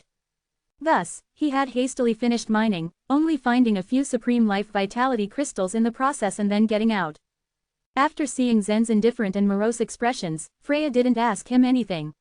He wasn't replying anyway. However, after witnessing Zen's strength, she knew that it was fortunate for her to be able to obtain Zen's protection before she could find her uncle. If it wasn't for him, she might have had to rely on some other powerful warrior like other women who had ascended to the upper world. And she wasn't sure she could have found a decent one in time. After returning to the gathering place, Zen casually found a place and sat down with his legs crossed. However, he did not cultivate. He was still racking his brains, trying to come up with an answer to the big question. Many warriors would encounter this kind of problem. A warrior, who worked hard in his cultivation would, one day, suddenly lose the motivation to move on, and ask what the meaning of life was. What was the point? If the warrior couldn't find an answer to that, it was very likely that he would be utterly defeated by his own self, and his temperament would undergo a huge change. His strength could come crumbling down like paper castle. However, once he found the answer, his mind would undergo a transformation and he would be elevated to a higher level. Right now, Zen was trapped in that limbo between the two possibilities. While he was sitting, lost in thought, Riyadh, wearing a black cape, strutted through the gathering place and headed straight towards Zen. Some of the newcomers didn't know about Riyadh's power, but most of the warriors there knew clearly that even though he was also from the lower world, it was better for them to not provoke him. This guy was known to be even harder to deal with than the armored warriors of the spiritual force sacred place. And that was saying something. The reason behind that was that those armored warriors were bound by the rules of the spiritual force sacred place. But there was nothing restraining Riyadh's behavior and he could do whatever he wanted. Although he was just a warrior who ascended from the lower world, he had the power to decide the life and death of everyone else in this mine. Zen was still sitting quietly on the spot with his eyes tightly shut. He kept on pondering over the question which was puzzling him. Even the cyan dragon noticed the change in Zen's mental state. However, he did not say anything and only carefully watched Zen's every move. He had already guessed that Zen was in a mental predicament, and this was a very troublesome state to be in. What was worse, the more confidence and persistence Zen had before, the more difficult this predicament would be. No one could help Zen right now, even the cyan dragon's simple teachings were meaningless. Zen could only rely on himself to convince himself and defeat himself. During the struggle, he had to fight with his mind and attitude and no one could meddle in it, unless they had a way of changing his mind. And changing someone's mind meant changing their very soul and foundation. They would lose their memories and become a different person altogether. At that moment, Riyadh walked up to Zen. Zen opened his eyes as he felt the presence of a Soul Sea Realm warrior in front of him. He then looked at Riyadh indifferently. Although he hadn't met him before, he could easily figure out his identity and guessed that the man in front of him was the one who had sent the 3 warriors to kill him today. "Where are they?" Riyadh asked coldly with an icy stare at Zen. "Where are who?" Zen asked. Riyadh laughed coldly and replied, "The 3 warriors. Who else do you think I am talking about? Will you pretend that you don't know them?" "Ah yes, them. Well, I killed them." Zen shrugged. "You killed them, on your own?" Riyadh was skeptical. Zen let out a long sigh, and then responded, "Yes, just me. On my own." When they heard the conversation between Zen and Riyadh, a stunned expression appeared on the faces of the other warriors, who were busy cultivating or resting nearby. There seemed to be a conflict between Zen at the life and death realm and Riyadh at the soul sea realm. Furthermore, Zen had actually killed 3 warriors who worked for Riyadh. Was this guy really that powerful? If he tried to provoke Riyadh, wouldn't he be courting death? Riyadh seemed to be thinking the same. You're courting death. Although he already knew Zen had killed his men, he got even more furious after hearing the confirmation from his enemy's mouth. Everyone has to seek a road for himself. Zen suddenly raised his head and looked up at the sky. It was a cloudy night, and the sky was covered in fog. Hearing Zen's words, a strange expression appeared on Riyadh's face. What do you mean? I want to know the meaning of and what lies at the end of this road. Zen responded. This time, not only Riyadh, but everyone was also confused. Was this guy crazy, or had he lost his mind out of fear? Did Riyadh scare the heck out of this guy? Seeing Zen's indifferent face, Riyadh laughed. It's useless to act like a madman now. There are 2 choices for you. You can either be enslaved and work for me, or you can wait until tomorrow. By then I will surely kill you when you go to the mines. Zen looked at him as indifferently as before. His gaze was extremely clear. Suddenly, he smacked his head and muttered, I know why I feel tired of something. I've heard these kinds of words countless times. As he spoke, he also smiled. His smile was pure and simple. This time, Riyadh was left speechless with annoyance. He even had a shroud of doubt that Zen was not pretending to be crazy, but had really become insane after being scared by him. Even though I know why I am tired of something, I still can't find out the meaning or a way out. Zen frowned as he stared at Riyadh. Since there were so many warriors from the lower world and armored warriors of the spiritual force sacred place around them right now, it was not appropriate for Riyadh to take any action. If this place was empty, Riyadh would have begun the fight long ago. This life and death realm warrior seems to be quite crazy. He must be scared very much and is too terrified to face Riyadh, but it is useless for him to do that, act like a fool, I mean. Riyadh never lets off anyone who offends him. It's useless for anyone to beg for mercy, and even more useless to pretend to be insane. That man is dead. I don't feel like he has lost his mind. His words sound a little strange, but he seems to be thinking about something. The warriors didn't dare get close to Zen and Riyadh, but they didn't leave either. They knew that Riyadh wouldn't kill people right now, so they didn't need to worry about being involved in the fight. Of course, they still lowered their voices anyway as they discussed, so that Riyadh wouldn't be able to hear them. What is the point of pursuing to be powerful? Do you know the answer? Zen suddenly asked as he stared at Riyadh. Riyadh's eyelids twitched and he clenched his fists. He couldn't tolerate Zen and was almost about to lose control. At the beginning, he just wanted to put psychological pressure on Zen so that he would obediently become his slave. He did not expect that Zen would not only ignore him, but also talk nonsense. He really wanted to attack Zen there and then, but alas. In the end, he managed to suppress the anger inside and not say a word. Tomorrow, he would think of a way to deal with this idiot. Promising that he would kill Zen for sure, Riyadh turned around and left. However, Zen did not let him go. Instead, he moved and in the blink of an eye, was standing in front of Riyadh. He stared at him and asked, what's the point in pursuing to be powerful? Do you know that? Riyadh wanted to leave, but Zen blocked his way once more. The former was almost mad with anger now. As for the nearby warriors, their eyes were wide open as they watched this scene. One of them remarked in a low voice, he is probably out of his mind after being scared by Riyadh. Otherwise, he wouldn't have the gut to block his way. Chapter 1000, Upgrade. If Riyadh knew that Zen was going to act like a fool, he never would have come here tonight to meet him. His purpose for looking for Zen was very simple. He wanted to put the slave seal on Zen, making him be a slave under him. If Zen was unwilling to be enslaved, Riyadh would choose to kill him. For those who were useful, Riyadh would never kill them carelessly. This was one of the reasons why he could become so powerful in the mine.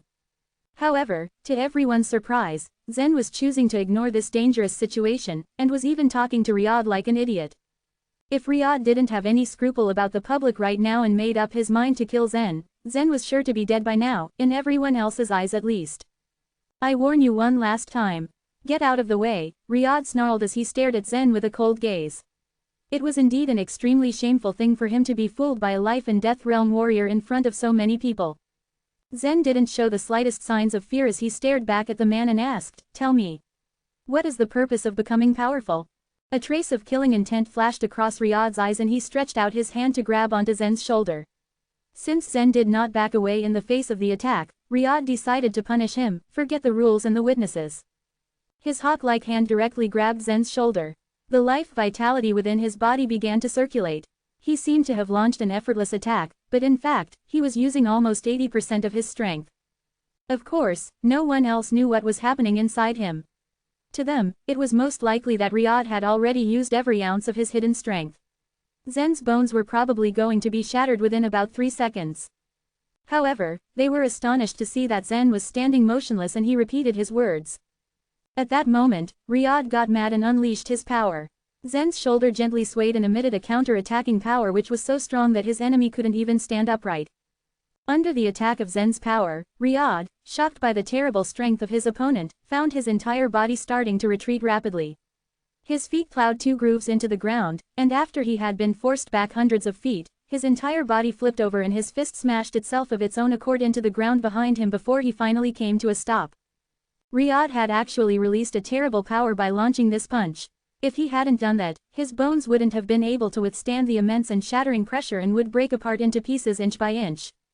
Bang! When Riyad's punch landed on the ground behind him, it caused the ground to sink slightly. Then, the surface of the ground started to roll up and formed a 1,000 feet huge crater. Several of the warriors, who were silently cultivating, were sucked into the crater too, and they all started to fly up into the air. Some of them, who were extremely focused on their cultivation and had been disturbed, were furious and their faces were filled with anger. However, when they saw Riyad, they didn't dare to flare up. They were curious about who had caused him to thrust his fist on the ground. As for those who were watching the scene before them, they were all left dumbstruck after witnessing the entire process. It was easy for every single one of these warriors to create a 1,000 feet crater in the ground with just one punch.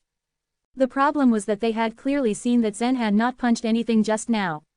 He had merely moved his shoulder a little bit, but he had managed to release so much power. Moreover, after his shoulder had slightly swayed, his power had been transferred to Riyad's body. This was the first layer of the force dispelling technique. Then Riyad had kept on retreating, which was the second layer. And finally, when Riyad could not get rid of the power completely, he had no choice but to push it into the ground. This was the third layer. This was to say that Zen's strength had caused such enormous damage even after being reduced 3 times. He had erupted this powerful force just by moving his shoulder a little. How terrifying was Zen's strength! As for Riyad, a look of disbelief surfaced in his eyes. He naturally could not understand why or how Zen was able to unleash such power, but he began to understand why the 3 men he had sent out to kill Zen were instantly sent to perdition, and why the 3 slave seals had disappeared at the same time. The man's strength was immeasurable. Whoosh! Zen was like a ghost as he traveled through space and instantly appeared in front of Riyad. The latter no longer looked down on Zen. He realized that even if he went all out, it wasn't going to be an easy task to defeat Zen. Therefore, when Zen moved towards him, the life vitality within Riyad's body started to surge crazily. He vigilantly stared at Zen, ready to take action at any time to strike him. If he were to make a move here, it might lead to quite a bit unnecessary trouble. But right now, nothing was more important than his own life. However, after Zen moved and came to a halt in front of Riyad, he just uttered the same words, "Tell me." At that moment, Riyad looked very confused and upset. He was indeed afraid of Zen. Even though he looked like a fool, he was still very powerful. Puzzled, he wondered what Zen's words meant. It seemed that he wouldn't be able to leave today if he didn't answer Zen's question. Therefore, Riyad, usually such a formidable person, finally refrained himself from attacking and began to seriously ponder over Zen's question. "If we become more powerful, we can live longer," Riyad replied impatiently after a while. In any case, he had already lost his face today, so he didn't care about putting himself in a more awkward situation by answering Zen's question. "And what's the purpose of living longer?" Zen asked again. "Living longer allows us to become more powerful," Riyad continued to answer, rolling his eyes. "Then again, what's the purpose of becoming stronger?" Zen continued to ask. Riyad's mouth opened but he didn't say anything. He just stared at Zen. He was really on the verge of despair and anger, wondering whether Zen was insane or just psychotic. As for the other warriors, they were holding in their breaths to prevent themselves from laughing out loud. They didn't dare laugh anyway. Of course, if some other warrior had answered Zen's questions like Riyad had done just now, they would surely laugh out loud without scruple. Riyadh, who was becoming more and more helpless and morose, roared, "Becoming stronger is for a better enjoyment. If we become more powerful, we can control the whole world and make use of the wealth of the world. And we can take charge of the life and death of all living creatures." As Riyadh roared, Zen's eyes suddenly lit up and he once again fell into deep thought. Taking charge of everything, Zen muttered and his voice trailed off again. He truly did feel tired of something, but that didn't mean that Zen had lost his motivated warrior spirit. He was just tired of killing and the law of the jungle that he had to face everywhere. He wanted a better world. If I can take control of everything, I will definitely change the rules in this universe. The light in Zen's eyes became brighter and brighter, and they shone like fire. At my current strength, I'm not yet qualified to be tired of anything. I still have many important matters to attend to, tasks to complete and all. It's useless to be tired of everything. I can only work hard to become stronger and then change. Yes. After ascending to the upper world, Zen's state of mind had been affected by something and changed a bit. Perhaps this was because he was not used to the new environment, or perhaps he was lonely, which was why he had finally become trapped into this mental predicament. However, his ability to recover himself was also extremely strong. He just relied on his instincts to analyze and contemplate, and the questions he asked Riyadh were just a channel. Of course, the answer which he forced Riyadh to come up with was not the correct one. Or rather, it was not important. But Zen had managed to contemplate correctly and obtain some amount of comprehension after being enlightened by Riyadh's words, or rather, from the train of thoughts they started in his mind. To a warrior, suffering such mental predicaments was an extremely dangerous affair. Many warriors, who encountered such dilemmas, weren't able to find the meaning of their own life and they never recovered. Some of them hid in the mountains, some became crazy, and some even killed themselves the moment they figured out the meaning of life. Zen, on the other hand, quickly walked out of this predicament through contemplation. After he had broken free from his confusion, Zen's goal was even clearer to him now. His warrior spirit had also completed its transformation and had upgraded through this contemplation. An expression of grievance almost began to appear on Riyadh's face. He thought that it was rather unlucky and idiotic of him to provoke a fool like Zen. However, at that moment, with a gleam in his bright eyes, Zen smiled at Riyadh and said the most unexpected thing, "Thank you." Riyadh frowned. He no longer wanted to talk to Zen. With a flick of his cape, he dashed towards the other side of the gathering place. He believed that Zen wasn't insane, and was just playing around with him, like a cat with a mouse. He became even more indignant at the thought of this. Just as he had returned to where he lived, he saw two armored warriors standing at his door. When Riyadh saw these two armored warriors of the spiritual force sacred place, a smile immediately appeared on his face. The reason he had been able to be so overbearing and supercilious in the mine was all because of the support of these two armored warriors. "Mr. Huang, Mr. Chen, why are you two here? Are you short of life vitality jades?" Riyadh chuckled, and was extremely polite as well. After he had taken control of the mines, he had given out a lot of life vitality jades to these two warriors. The trio could be considered quite familiar and frank with each other. The armored warriors would let him do whatever he wanted to, and he would give them life vitality jades in return. This was their deal. However, one of the armored warriors just coldly uttered, "Riyadh, I don't want your life vitality jades today. But I am warning you not to take any action against Zen.